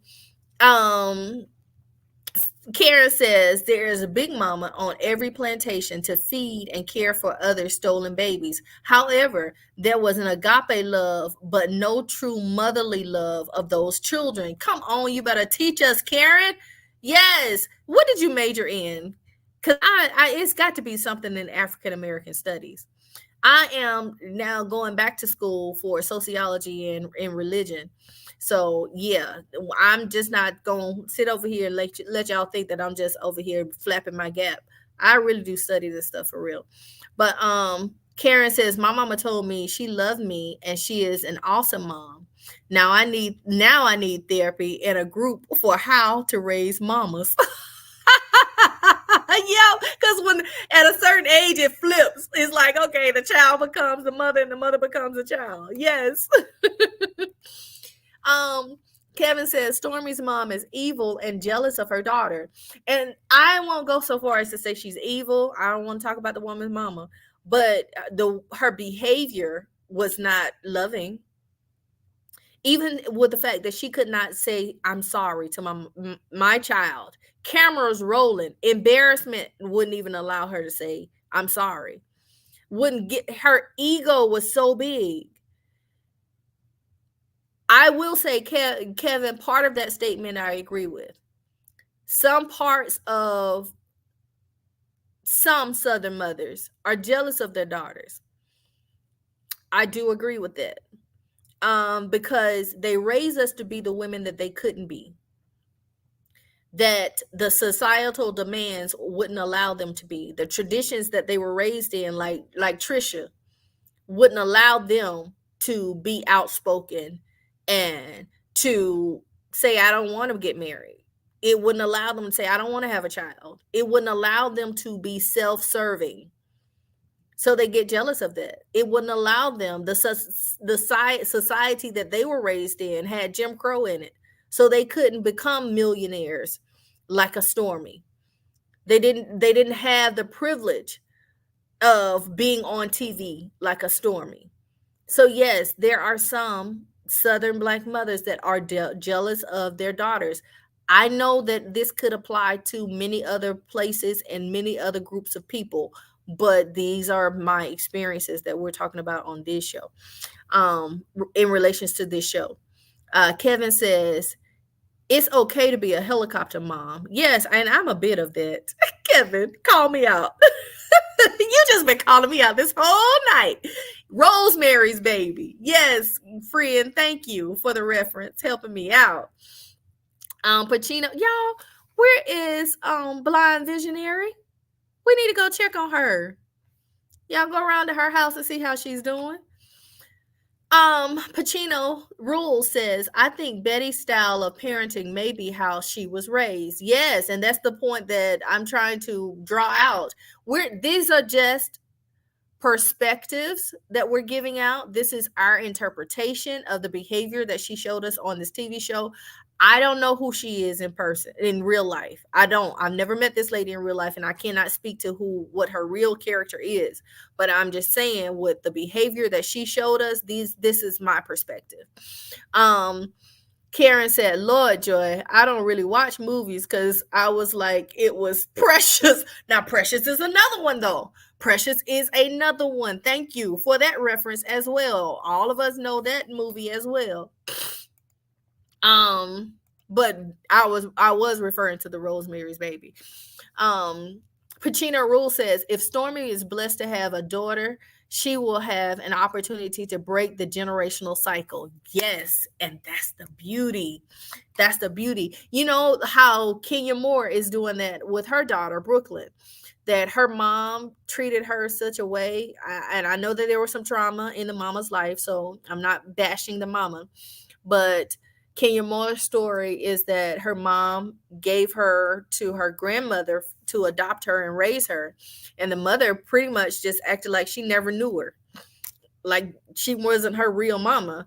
And now that Kenya Moore has a daughter, she's like, I've never lived my daughter out of my sight. She will always, I'm building generational wealth for her. Joy is laughing at Karen. She says, I watch movies for the writing. Yes, friend. When you're a writer, you look at story different. You look at TV different. It becomes different. It's more to it than just fighting. Ooh, let me get off this. Pacino Rules. I like you, Pacino, because you watch all the shows like I do. I love this. Yes, make these extra connections and references. Pacino says Dr. Heavenly raised her daughter differently from how she was raised. Yes, because she told us how her mom was hard on her. She had to be in a room with no windows and had to stay inside. She was even raised differently from her sister. But now her daughter has, in her words, become her best friend. She raises her like a best friend. No, I don't mean literally roll up at her house, Kevin.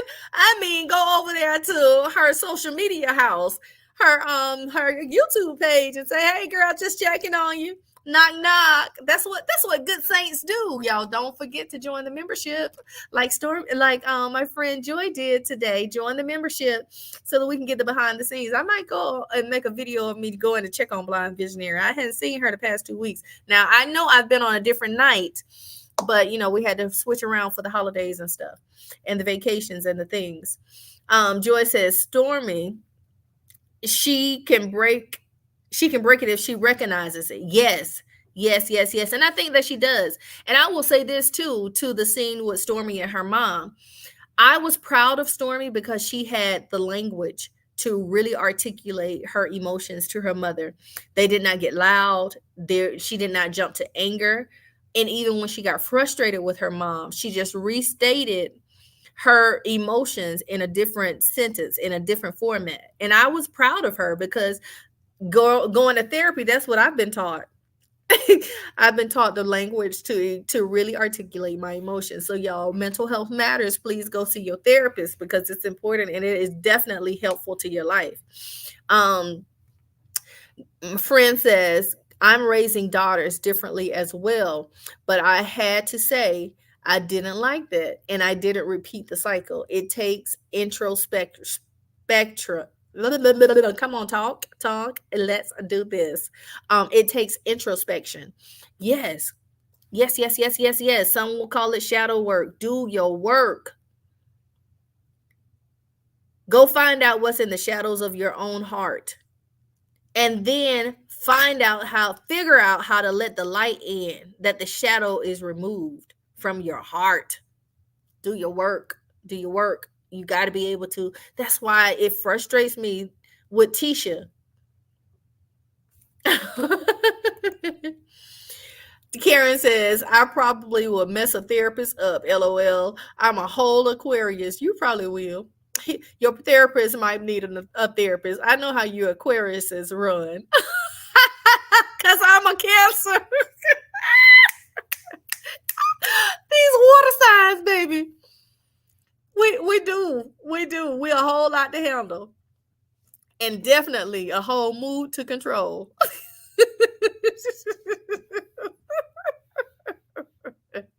Yeah, people try to say that the cancers are the worst of all, but I don't agree with that. I don't agree. All right, Aquarius is in the house. Kevin says, I'm an Aquarius too. So, Karen, if you don't mind, what's your birthday? And Kevin, what's your birthday? Oh, do we have birthday twins in the house?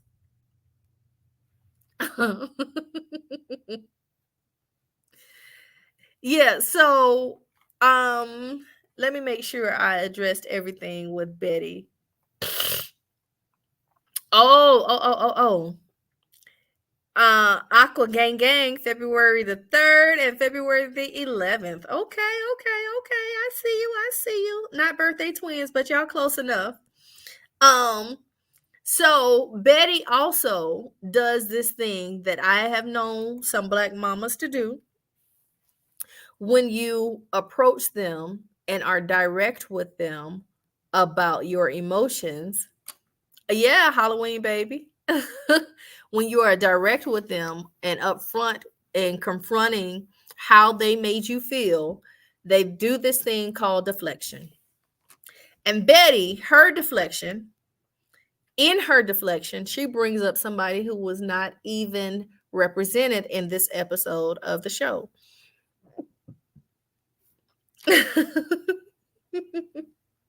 I love it. Betty says, well, I didn't even want you to come on this show and make friends with that person because I told you that person wasn't a good person, and that person got followers who only want to lift them up, and she wants to activate her followers against you. And if you basically, she was letting her daughter know that if you had listened to me, you wouldn't have been in this situation to have to turn yourself into the law anyway. And then she also deflected by bringing up the fact, well, this ain't the first time you done been down to the law. And I didn't like it. It's nasty. That's nasty work, Betty. And a lot of times, these Southern women, Black, older Southern mothers, they are very deeply religious, and deeply traditional, and deeply dead set in their ways. You can't talk scripture to them and make it make sense because they feel that my age card trumps the scripture card.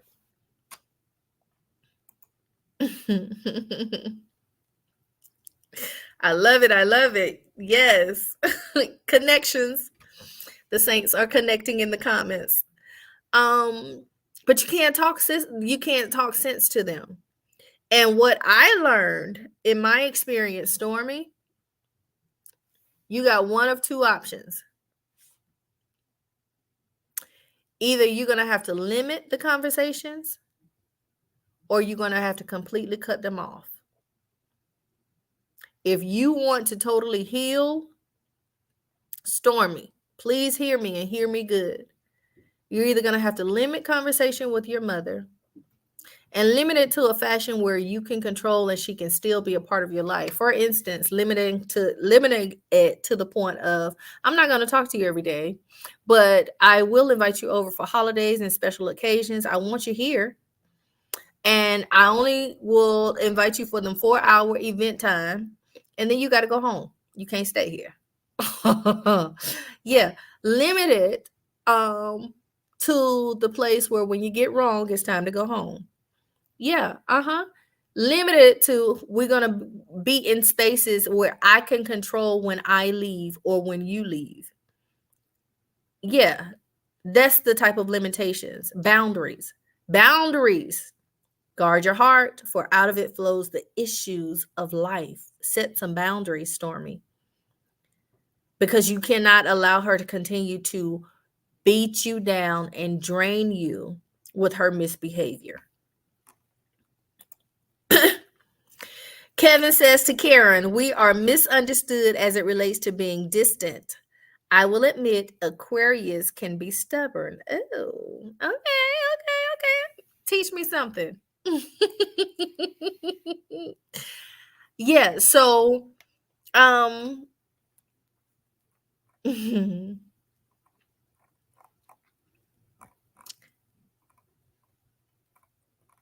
you also have these Southern mothers that will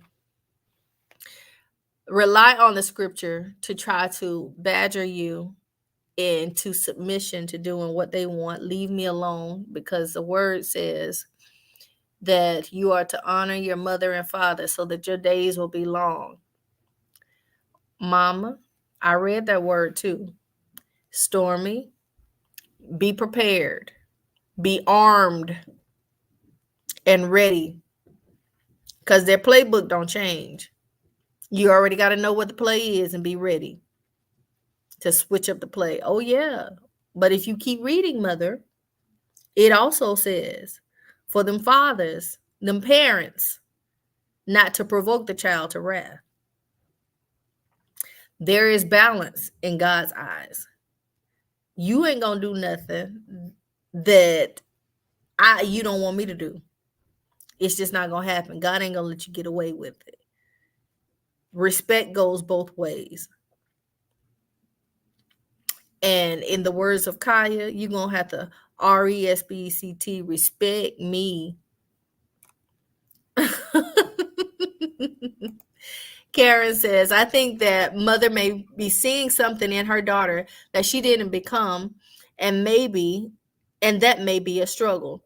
It also says, parents, don't provoke your children. Block your mama, child, and pray. Amen. That's what the word says. I learned that too, hence why I keep my distance to avoid being disrespectful and shorten my days. Let me say it again for the people in the back, Kevin. Respect goes both ways. I know you sitting up here on the front pew on the deacon's bench, but I need it all the way in the back, near the back door, right before the usher's seat. I need you to know all the way in the back. Respect goes both ways. Mama, either you gonna respect me and honor my humanity, or you got to get the hell away from me. Mama, I'm going to respect you and honor your humanity, or I will get the hell away from you. That's just the way it is. I would and you know what? Let me tell you this, Stormy. When I learned how to set those boundaries, when I learned how to be armed for her playbook, our relationship became just like Dr. Heavenly and her daughter. We became the best of friends. And that's when I wanted to speak to her. She learned how to respect me. Sometimes you got to teach a person how to love you. Even if it's your mama. Karen, remember you just said you got to teach the mamas how to mama? Mm-hmm. Sometimes you have to do that. And it makes the relationship sweeter. It really, really does. It really, really does. So anyway, that is it. That is all that we have for today. Please don't forget that you are welcome to join the membership. I got some behind the scenes tea. Listen, and if you become an evangelist in the membership group, baby, you get to see all these celebrities, these Southern celebrities that I get to hang out with sometimes. Did I tell y'all I got a chance to go over to Dr. Jackie's house? With the ladies from Married to Medicine? I did. And I had an experience with Dr. Heavenly. I did. I did. I should pull the picture up here, but I ain't gonna do it. You're gonna have to go over to the membership to see the pictures. All right. So join the membership. You get to see me in rehearsal with Ashton Havan from the winner of the 2024 winner of The Voice. I think it's CBS's The Voice competition from Selma, Alabama. Yeah, you get to see us behind the scene having a rehearsal with him. So, anywho, I would love for you to join the membership, and make sure you like the video on your way out. Until we meet again, love God and love your families. Love you guys. And set your boundaries. Because I don't want that simple life.